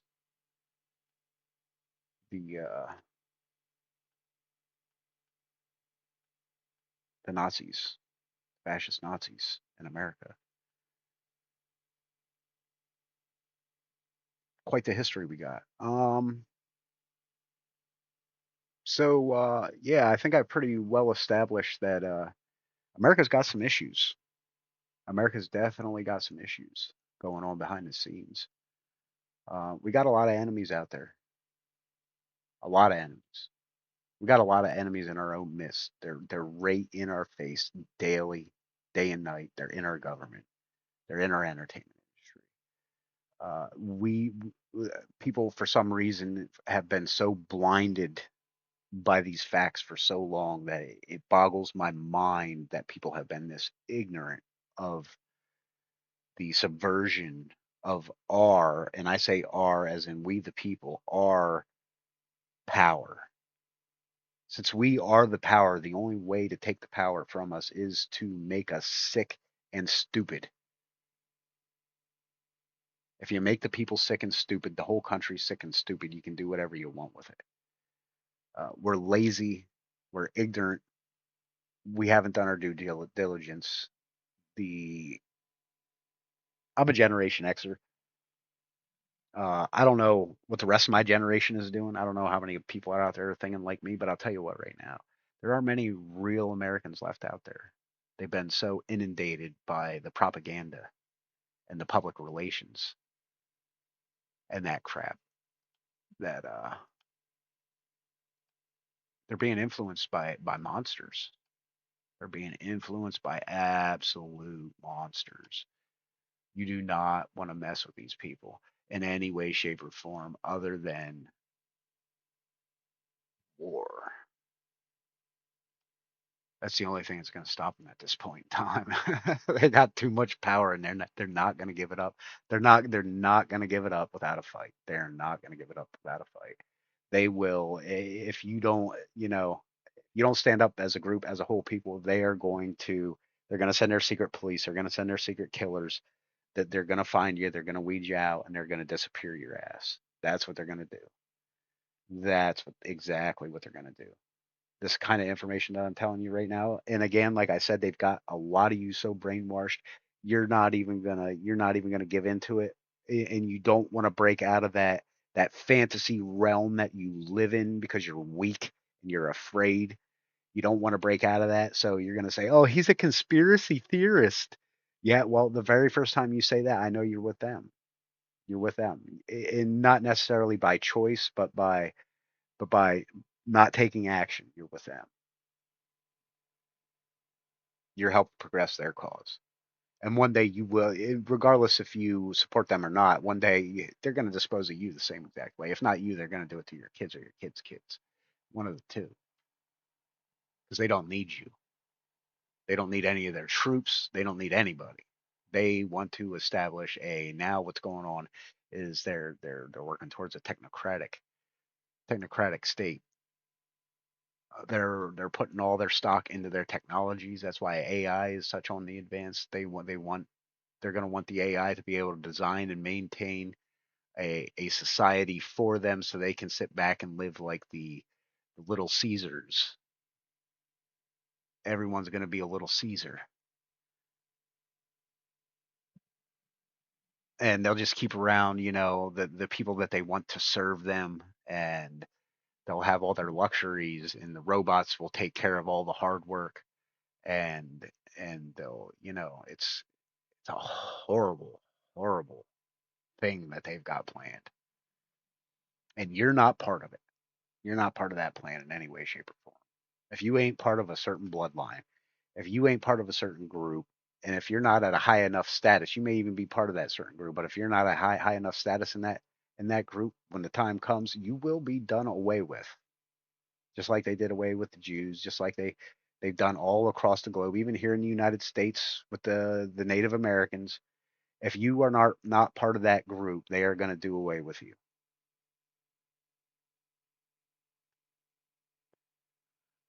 Um. Oh yeah, here we go. Monkey Boy. This guy here. This guy here. This little fella here. Uh, who loved his kids. Oh, he loved his kids so dearly. Oh yeah. Well, Charles Darwin with his eldest son William sitting there taking a good old family picture. And yeah, this guy here has caused the deaths of all those people that we talked about that the Germans killed, all those people that the Russians killed. Um, a lot of that was done by through the philosophy that this other piece of crap here, we'll just call him what he was, a giant piece of crap. Apparently, he was smart enough to come up with the smart. We'll put that in quotes. Smart enough to come up with the theory of evolution, but not smart enough to realize what the results of that theory may be, or maybe he did. Maybe he was so self-righteous that he thought that anybody that didn't look and talk and act like he did needed to die. I don't know. But this was a dark, disgusting, vile piece of crap. That's who Charles Darwin was. That's who Chucky Darwin was. And if you don't believe me, we'll just look at this next subject here. Well, first we'll go on to early life and education. No, that ain't the section. Survey on the HMS Beagle. No, that's not the section either. Inception of Darwin's evolutionary theory. Nope, that's not the section either.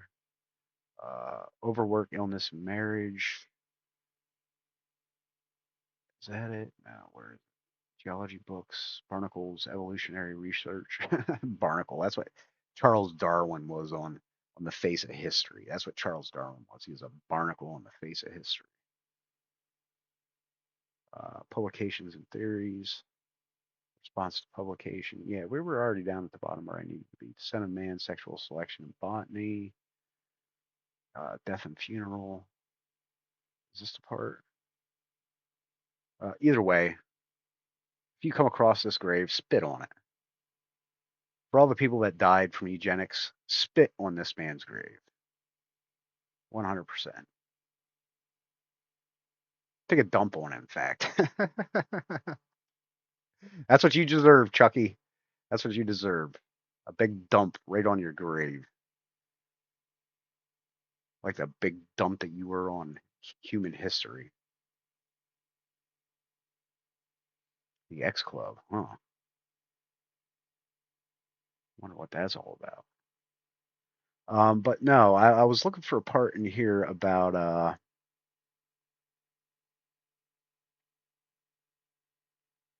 his children, and there's a certain reason that I wanted to go about that. He apparently was married to a very close cousin of his. I think it was a first cousin, Darwin's wife, Emma Wedgwood. And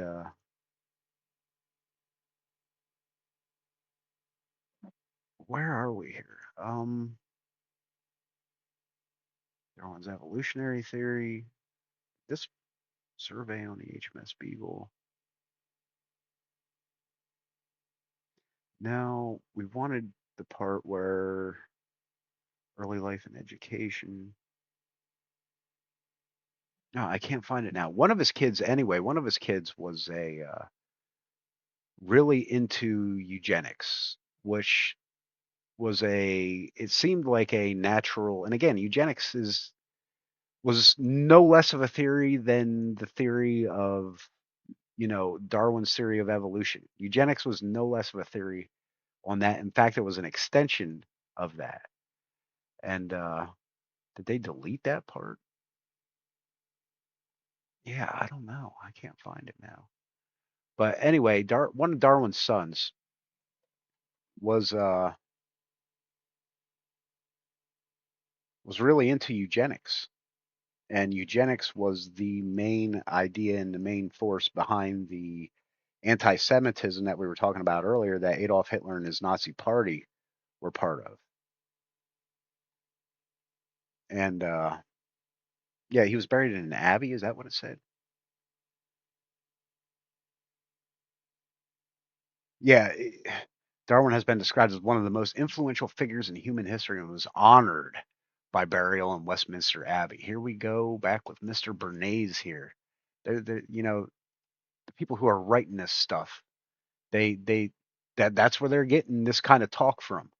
This guy is responsible for the deaths of millions and millions and millions and millions of people.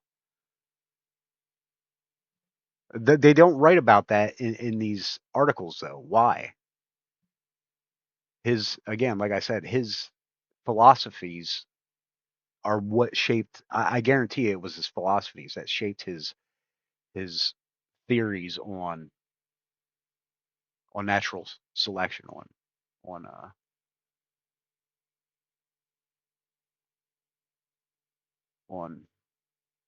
evolution. Um, Overwork, illness, and marriage. Darwin's illness. Where is this part? Geology books, publication, natural theory, response to publications. There was a part in here, and I can't seem to find it now, that talked about his children. He had apparently had 10 children.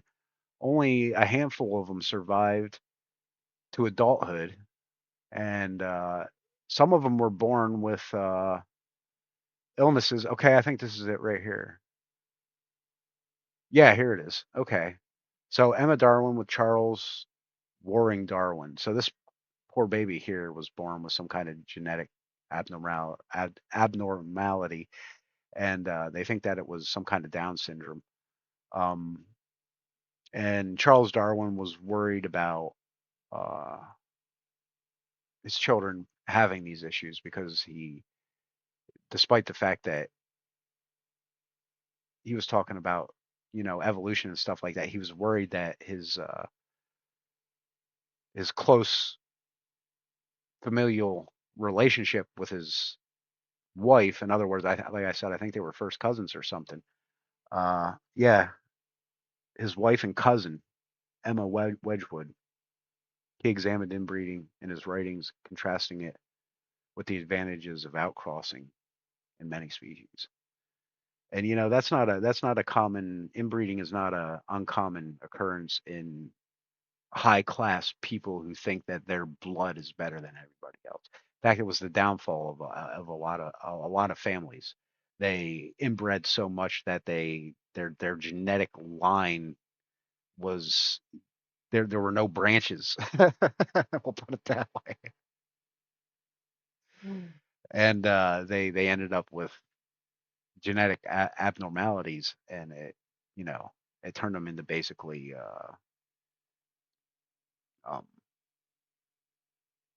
lame brains. And yeah, not good. Of his surviving children, George Francis and Horace became fellows of the Royal Society, whatever that is. That's another group. They're always making these stupid groups. What are they doing behind these stupid closed doors? You know, they won't tell you, and you can't trust them as far as you can throw them.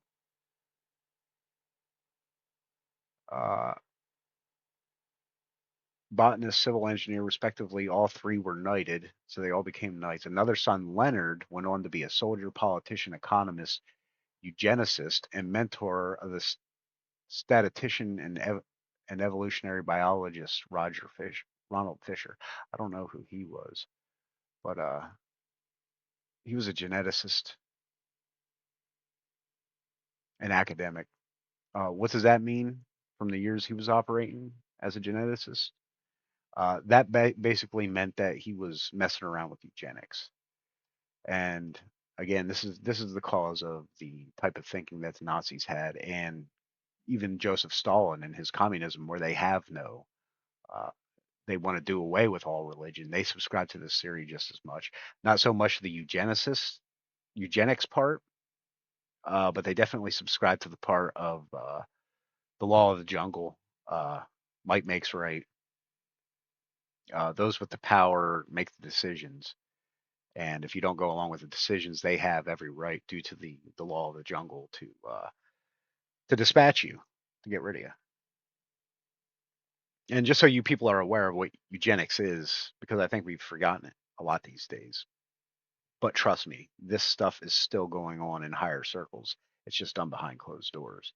And it's not necessarily, it's still associated a lot with blood, but and a lot of times, and this goes back to people hating the poor, and the poor being a burden on their society. It's because the people who are coming up with these ideas and implementing these rules are basically working off these ideas here of eugenics, and the law of the jungle. Might makes right.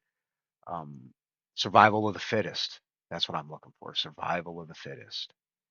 And that doesn't mean me and you are competing, and because you happen to be a foot taller and can reach the fruit on the tree better than I can, I die off and you survive. That means that that means that because he's a foot taller and 20 or 30 pounds heavier, he can beat the crap out of you and kill you and do whatever he wants with your family after he's done, and all your belongings and this and that and the other thing. That's what that really means. We're not talking about two people competing for the same goal, but one is better equipped than the other one, and therefore they survive. We're talking about, uh, I just want to act like a total beast and destroy you and take whatever I want of yours, do whatever I want with the stuff that you have. That's what that means, and that's what these societies work on, especially the ones behind the scene that are pulling the strings in the governments. Uh, and it was on open display during World War II and before World War II, because they figured, hey, at that time they figured, hey, we got the technology's advanced, we have the ability to kill these people off, and we can establish what we want to establish now. Why don't we try to do it? And that's what they did. That's what the Germans tried to do. Uh, the Russians didn't so much really try to do it, because they always had a hard time getting stuff around and just making sure the country was just operating. Uh, and not having to worry about really trying. And they did take over other countries, but it wasn't as easy for them. But that's what they did that based on. That's, I don't know if that's what Putin's motive is right now on Ukraine, but he's not making headway. It's been a long time. There's been a lot of money spent in that war with no headway being made. That whole entire war to me seems like just a big scam for the military industrial complex of both Russia and uh, what's his name's side, Ukraine's side, to sell a bunch of weapons and make a lot of people super rich. That's one of the disgusting parts about our wars these days. We send out a lot of young guys out to die and to use these weapons, and at the same exact time, all the people that are selling the weapons are living lavish lifestyles and mansion the lifestyles of the rich and famous, just like Robin Leach used to say, lifestyles of the rich and famous. Yeah, these people are riding around in yachts and Ferraris and personal jets. going from here to there, having big lavish parties and doing all this stuff. They're doing that over the top of dead soldiers, dead young men and women who went and sacrificed their life for this country because they thought that they were doing something noble for the country, and they were. Their intentions were true, but they've been used by these people, and these people don't care about them. They care about their money and their mansions and stuff like that. They don't care about them. They want them to buy their weapons and to use their weapons and to kill each other, so that way they can profit off of it. They're merchants of death. That's what they are. They're merchants of death. And there are many, many rich people in this country that are only rich because they've sent our young men and women to die in wars. And, you know, they're lucky. They're lucky I don't have any influence over this country.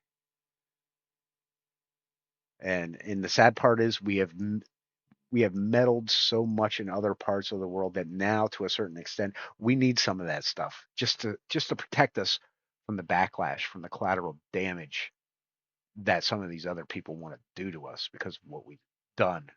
And when I say we have as a people, I don't mean like the American people has plotted against them, but the American people have been used as tools to give the people that I'm talking about the power to plot against them. And as a result, our absent-mindedness and our non-caring, all it did was set us up to be targets, and it sucks. It sucks for everybody. And and these are the kind of people that I'm trying to expose through these videos. So eugenics. Eugenics is, again, it's a set of largely discredited. So here we go back. Mr. Bernays, his influence, it never ends. It never ends.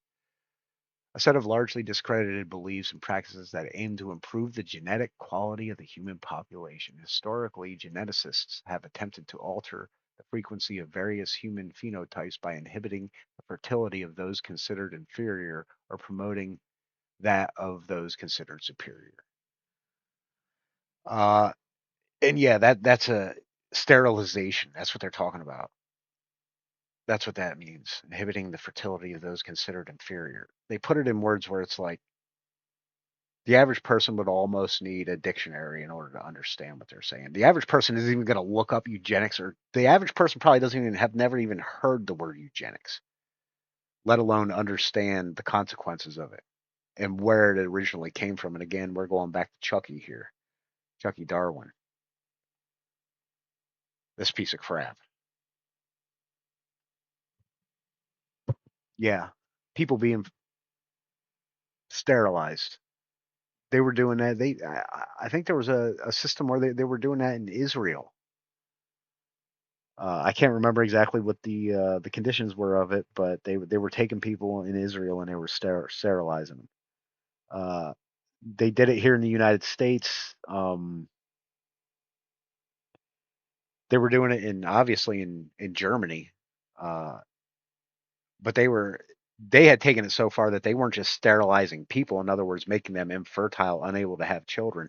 They took it so far as to just sterilize society by considering the Jew to be a vermin type of creature as opposed to a human being, and a not just a vermin type of creature, but yeah, a vermin type of creature like a rat or a mouse that needed to be exterminated, taken out of their society. And that didn't work out for the Germans. I mean, they were able to accomplish it for a period of time, but uh, you look at the result. Those Jews, and I'm getting into a little bit of my religious side here. Uh, you don't mess with those people like that. God will destroy your entire country. And again, I have to separate the Jews. There are the Semitic people, in other words, people born of the same blood of Jews, and then there are the actual religious practicing Jews. And the religious practicing Jews don't even have to be Semitic people. You can convert to Judaism and become a Jew, no matter what race you are. You can be a Chinese Jew. If you convert to Judaism, You're just as much a Jew as any other Jew out there. So there again, this is why I have to make the distinction. There are Jews who claim Judaism in order to get the title Jew, so that way when people start speaking about them, they can claim them to be anti-Semites, and they're not. When we're talking about Jews here, we're not talking about, we're talking, it has to be defined because there's two different kinds of Jews. There's the Semitic people who are Jewish, who are in no way, shape, or form practicing Judaism. They just have the blood, or they claim they do. And then you have the people who practice Judaism who can have any blood at all in the world. Anybody can convert to Judaism. You have to be aware of that. It's important. But yeah, you don't do that kind of stuff to God's people and expect not to get your comeuppance. And Germany got their comeuppance. By the time that war was over, the country was split in half and a pile of rubble. And the vast majority of Germans died, and a lot of them were committing suicide because the Russians had come in from the east and they were plundering and raping their way across the country the same way the Nazis did across their country, and they it was no holds barred. It was a crap show of the highest degree that the likes of this world has probably never even known.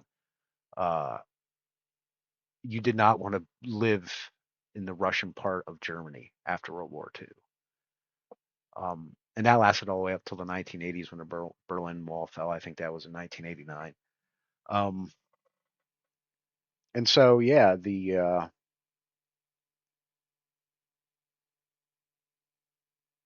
where was I going with that? Yeah, the Germans, they tried to wipe out the Jews, and God completely destroyed their country. He not only destroyed their country, but amazingly, the state of Israel, the Jewish nation, was created right after World War II. Something that the Jews in the concentration camps and stuff, they would have never even dreamed in a million years that the country of Israel was going to rise out of the ashes of World War II, considering what was going on with them at the time. The fact that that happened is a seems to me to be a miracle of God. But that's what happened. They got their country back, and it's been a problem ever since, and it's going to be a problem probably till the end. It's going to be a problem, and I'm not saying that from a perspective that I have. I'm not saying that that's a problem. I love the fact that they have the country. I love the fact that God has moved throughout history in a way to, when things look like they're so terrible and they're about to end, this whole nother thing comes up that nobody was expecting.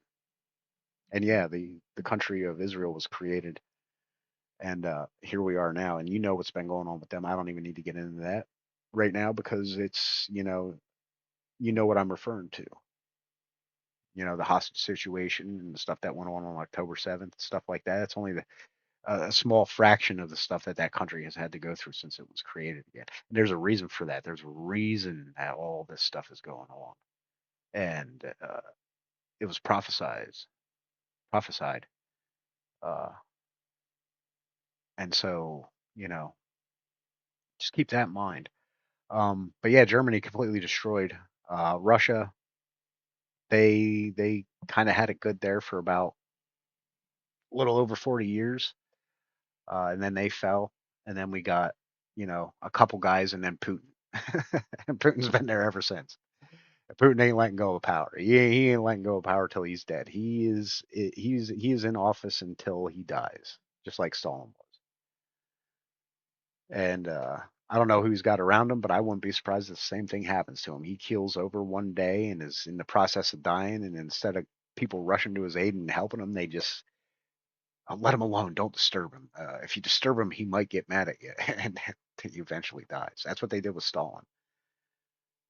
Um, so yeah, like I said, you got all that great stuff from Charles Darwin, Charles Darwin, and Karl Marx and Edward Bernays, Adolf Hitler and Joseph Stalin, all those guys. What was going on with them? quite the situation those people had to live in the mid 20th century. It's just weird to know that you know all that kind of stuff seems so archaic, and then the society we live in today is like it's like one step short of being right back into that same position. And in a lot of places in microcosm, this kind of stuff is still going on. It's so archaic. Why? Why does it continue to persist? If you ask the average person across the face of the world in any country, anywhere, I don't care who it is, if you ask the average person across the face of the world, do you want war? 99.9% of the people are going to say no. So why is there war? Because there's a 0.01% that want war. Nobody wants war. Nobody wants war. I ask you right now, do you want war? I don't even need to know. I don't even need to hear you to answer. I know what you're going to say inside your head right now. And I'm talking about war as a base, at the base. I don't care if you're Muslim. I don't care if you're Buddhist. I don't care if you're, whatever you hold to. There's no reason for you to want war and to want to kill other people. And the vast majority, again, like I said, 99% of them, I don't even need, it's a rhetorical question because I know inside their head what the answer is going to be. It's an obvious answer. No, nobody wants war. 99% of the people on the face of this planet don't want war. Why does it go on? Because they're manipulating you. Because they're manipulating. That's why. That's why we have war. They're manipulating. They've been for 100 years. The degradation of society. So we're going to get into another part here about influencing our society and the kinds of stuff that we as a society have to put up with, and the questions that come with those who critically think about these kind of things. And some of those questions are, motivation. What motivates these people? What's the real reason for it? So I'm just going to use basically two examples here to establish um, some of the things we face in our society. And these are just two baseline things. This has to do with kids. Uh, I'm going to go into another segment later on about music and about Hollywood uh, that deserves its own video in order to really understand what's going on with those guys. But kids like toys, and back in the really old days, you had rag dolls, and you had like a toy car that had a string to it that you would pull behind you, or you had like a hula hoop or a baseball and a bat or something like that. Toys were really basic, and then as time went on, they realized that you could use toys to control people's minds and to put images into their minds, to put desires into their minds, stuff like that. Um, so we got this lady here. Her name is Ruth Marianne Handler, born November 4th, 1916, April 27th, 2002, was an American business magnate and inventor. She is best known for inventing the Barbie doll in 1959 and being co-founder of the toy manufacturer Mattel with her husband Elliot, as well as serving as the company's first president from 1945 to 1975. The Handlers were forced to resign from Mattel in 1975 after the Securities Exchange Commission investigated the company for falsifying financial documents. Money grubbers. All the millions and millions, billions of dollars these people made off of their toys, they still could not keep themselves from falsifying financial documents to keep more money. These people are dirty money rubbers.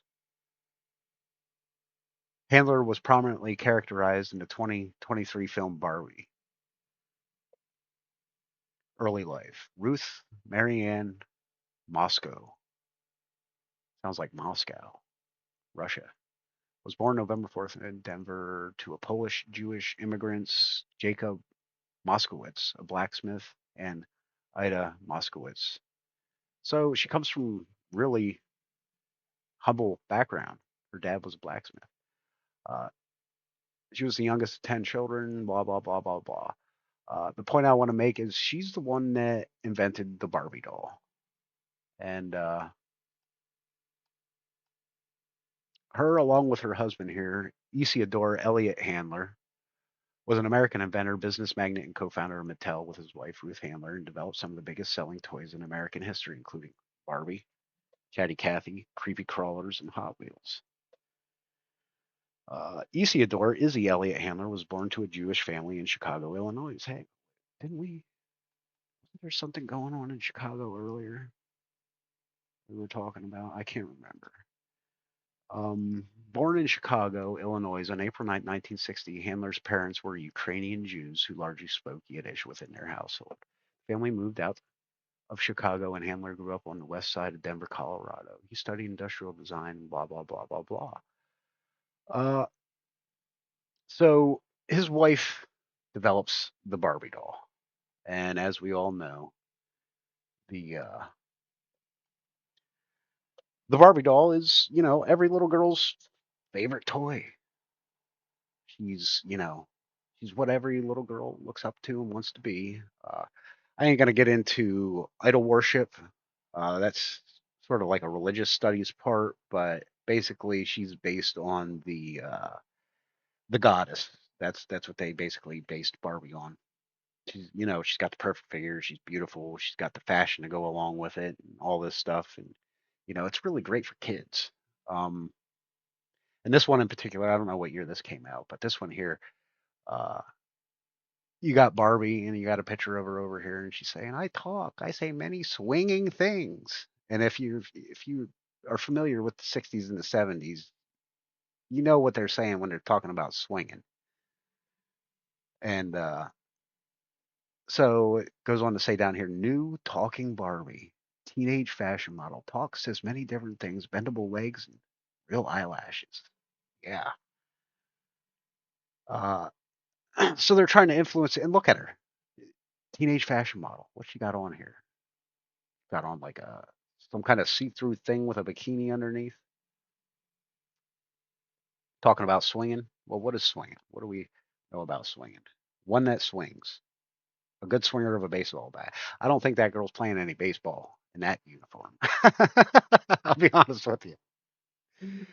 Well, metaphorically, I guess you could say maybe she is playing a little bit of baseball, or maybe someone else is playing baseball with her. I don't know. I don't want to get into that. But anyway, uh, definition number two: a person who actively seeks excitement and moves with the latest trends. That's what all like. I grew up. I got nieces and nephews. I know how this stuff works. And it's so dastardly. It's so degrading mentally and spiritually degrading on our kids, and we let it happen. We just let it happen like there's nothing wrong with it. A person who engages freely in promiscuous sex. That's what a swinger is. So what are they trying to when they're showing these ads to kids and they're wanting the Barbie doll, and the girls are buying the Barbie dolls. And not only do they get the Barbie dolls and they play with the Barbie dolls and the Ken dolls and stuff like that and try to make their own little fantasies out of these things that the Ken dolls and the Barbie dolls are doing. And then on top of that, you have them being influenced by the talking Barbie dolls. So the talking Barbie dolls are our movie stars. So they can't actually get Barbie to influence you all the time and to be speaking in your ear all the time. So what they do is they take girls that are the equivalent to the Barbie doll, and they make them, movie stars and pop stars and all this other kind of stuff. And then instead of having the Barbie, they have the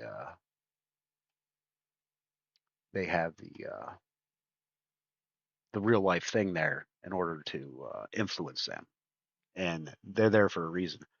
And it's not to help your kids. Trust me, it's not to help your kids. They want to destroy them. They hate them. They want to use them. They want to abuse them, and they want to throw them away. That's what they want to do. Introduction. My first Barbie, the new Barbie doll designed for younger girls. So originally Barbie was obviously designed for, probably uh, any girls anywhere between the ages of 10 and probably 15. By the time they're 15, they're not playing with Barbie. They're out trying to do the things that they were fantasizing on doing with their Barbie doll when they were playing with their Barbie doll. And you can see what they had in mind for those kids. But yeah, yeah, so that's what they've been trying to do. And it wasn't enough that they were aiming it at the anywhere from 10 to 15-year-old girls. They decided that they wanted to, make their Barbie doll a little more approachable to even younger kids. And as a result, in this Barbie's a little bit more modestly dressed. I will give them that. But nonetheless, it doesn't take long, and it's not like these clothes are attached. So it's like, what's a little kid gonna do with a doll like that? At some point they're gonna get curious and they're gonna start taking the clothes off. And the mom's back here, and again, thank you, Mister. Let's go back to Mr. Bernays. We can't get enough of him. Thank you, Mr. Bernays, with your giant forehead. Mom's back here, she's all happy about the idea, the prospect that her kid's playing with this doll here, this soulless doll. And yeah, it's not a good thing. There's a reason for that. It's because they want to destroy the minds of these kids. And again, if they can't get the doll to actually put ideas into the kids' heads, so they put people on TV and in movies that take the place of the doll that do it for them. Uh, this is some deep stuff we're talking about here. But another thing created by those fellas is this fella here, He-Man. I mean, hey, you ain't got no there isn't even any question with this guy when it comes to pronouns. His name is he. His name is man. His name is He-Man. I mean, it doesn't get more manly than that, unless you're talking about the Marlboro Man. But yeah, yeah. I mean, how could he not sell toys? Look at them thighs, man. Look at them thighs. Like, come on now, He-Man. What's this? What's this thing right here? Remember, this was a Jewish. This company was created by two Jewish people. We went over it. Ruth and Elliot Handler, off the backs of their Barbie doll here. Oh, they don't even have a picture of the Barbie doll on there other than these little ones. Their little goddess. Well, she can't. She's got Ken, but I mean, what kind of boy wants to be Ken when you can be He-Man? I mean, he carries a battle axe and a sword and a shield and wears very little armor. Very little armor. I mean, why would you look at those muscles, man? Come on now. But if you have a goddess, obviously you're going to need a god to go along with him. And what Ken ain't no god, right? He's a emasculated toy for Barbie. Uh, he does everything Barbie wants. He-Man, though, on the other hand, He-Man is actually the alter ego of Prince Adam, and it's kind of funny they call Adam, who is the subdued version, as contrasted to the He-Man, which is the more masculine, outrageous version. Uh, and Adam's actually, and I don't know where I'm really going with this. My main subject is this thing right here. This thing right here. But anyway, Adam is the Jewish word for man. It was the name of the first man, but it also was the name of mankind, Adam.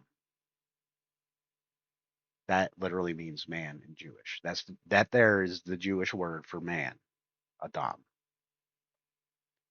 But anyway, this was my focus, and remember, this was created by a Jewish company, or not a Jewish company, but two Jewish people created this company. And again, I don't know if these people were practicing Jews or if they were just claiming the term Jews, because again, like I said, that happens a lot. Uh, but why? And look at it, like if Hitler were to create a comic book character, this would be him, like 100%. This would definitely be Hitler's favorite comic book character. No doubt about it. Blonde hair. I can't see his eyes real good, but I'm sure his eyes are probably blue. And look at him, built like a brick crap house. I mean, yeah, if that isn't like the symbol of the Aryan, Superman, then I don't know what is. And again, like I said, he's got this thing going on right here. What is that? That's called the Iron Cross. And where have we seen that before? I wonder where have we seen? What's that? What is that? That that looks just like that. Huh. Wonder why that is. This guy hates Jews. Wanted to create the blonde-haired, blue-eyed master race. Here, the Jews created the company that created the blonde-haired, blue-eyed master race. Well, you say, well, what do you mean master race? That's just a masters of the universe. The name of the show was He-Man and the Masters of the Universe, the Masters of the Universe franchise. This guy was the lead guy, blonde hair, Iron Cross. The Iron Cross was a military decoration in the Kingdom of Prussia, the German Empire, and Nazi Germany. The design, a black cross pate with a white or silver outline, was derived from the insignia of the medieval Teutonic Order and borne by its knights from the 13th century, as well as being a military medal. It has also been used as an emblem by the Prussian army, the Imperial German army, the Reichswehr of the Weimar Republic, and the Balkenkreuz. Variant was used by the Wehrmacht. The Iron Cross is now the emblem of the Bundeswehr, the modern German armed forces. So yeah, they'll get rid of all their swastikas, but God forbid that they give up that Iron Cross. What is up with that thing? Like that thing's more prominent in the picture than the swastika is. But this thing's outlawed in Germany, and this thing is the modern emblem of the German army. That's weird. This one came after, and it was only there for a short while. I guess maybe that's their reasoning behind it. Doesn't matter that the people that were killing the Jews and all their political dissidents were wearing just as many of these as they were these. That doesn't matter. But yeah, that's what that is. That's where that comes from. He-Man and the Masters of the Universe.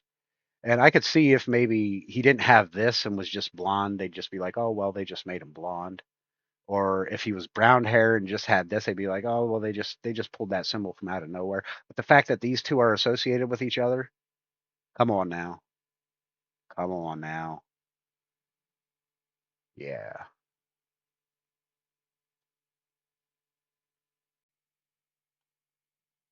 And for the boys, what do the boys get? Well, the boys get guns and ammo. So the boys get the GI Joes. Um, because they need people to buy their weapons and they need people to kill each other so that way they can send these guys off to war while these girls stay home and these guys go off and die killing each other because they're brainwashed and these guys sit around and take all the girls. Not really. These guys probably weren't taking too many girls, let's be honest. But yeah, that's what they were doing. Uh, and it's this creation that they have made, this societies that permeate our world on every continent: North America, South America, Europe, Africa, Asia.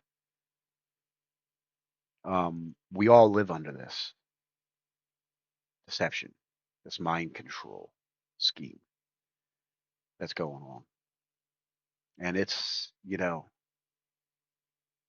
takes a lot of work to figure all this stuff out, to put all this stuff together. Uh, and I'll show you what the result is not good. The result is not good. Uh, and they're going to do away with this scheme at one day. This is all just a means to the end. Um, they don't want to continue this crap. They don't like to have to do this crap, but there's so many of us out there, they have to do it for now because they haven't figured out a way to get rid of us all and to maintain the society that they want to create. Um, so this is what they put us through. And they figured, hey, if we're going to do this, we might as well profit while we're doing it. We might as well do this to these people and profit off of it the whole time and live like kings and, monarchs and Caesars and whatever stupid label they want to give themselves. Uh, that's how they want to live. They want to use us and they want to dispose of us. And eventually they're gonna, by the way things are looking, they're gonna succeed. They're gonna try to institute their technocratic government, and the robots are going to take care of them. The robots are going to be doing all the farming and taking care of all the cows and all the cattle and doing all the farming, providing all their food for them. And they'll have eventually their cars are even going to drive themselves, and their planes are going to be autonomous. Their helicopters, stuff like that. They may keep a couple people around for specific reasons, but again, those reasons aren't good. You're not going to be there to make a living. You're going to be there as a slave. You already are a slave. You're a mental slave. You're a mental slave to all this stuff. And I didn't even get into the part that is really, really the chains that keep you confined into the slavery of death and destruction for their profit, and that is the entertainment industry. Like I said, that's getting its whole video all together itself. Uh, but you remember all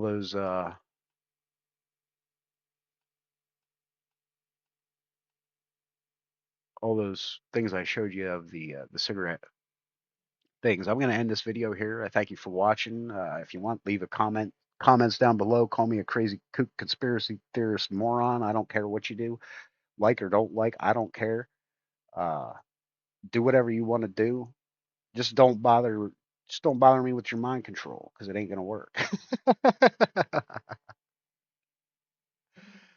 Don't do it. I'm going to leave you off with this. But again, if you're here and you really, like I said, if any of this stuff is sitting in the back of your mind and being like, you know what, some of the stuff you can't deny. It's a lot of the stuff that I'm saying here is pure fact. I mean, you can't even deny it. Uh, but this is the structure we're living under, and you people need to wake up. And I'm going to leave you off with this last little video here. Um, Mr. Uh, Edward Bernays here in his Torches of Freedom. Yeah, Torches of Freedom. Oh, man. I can't stand to look at the guy, to be honest with you. I can't stand to look at him. But I'll tell you who I can stand to look at. I'm not a friend of the cheerleader. Of an oncoming chorus. If they smell it, you see teenagers smoking.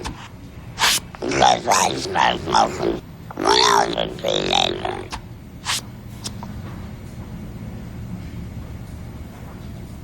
You can quit. For free help, visit cdc.gov/. That look like a freedom torch to you?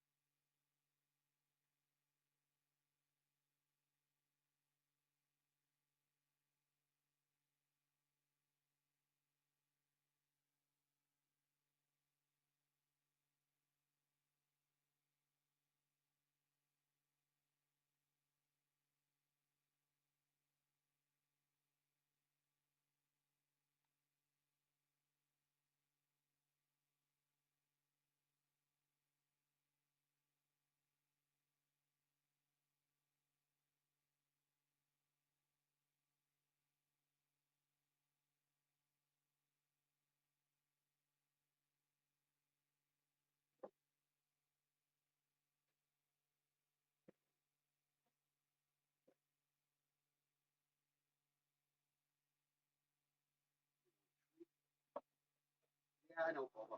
That's Oregon. I can't have you messing with me.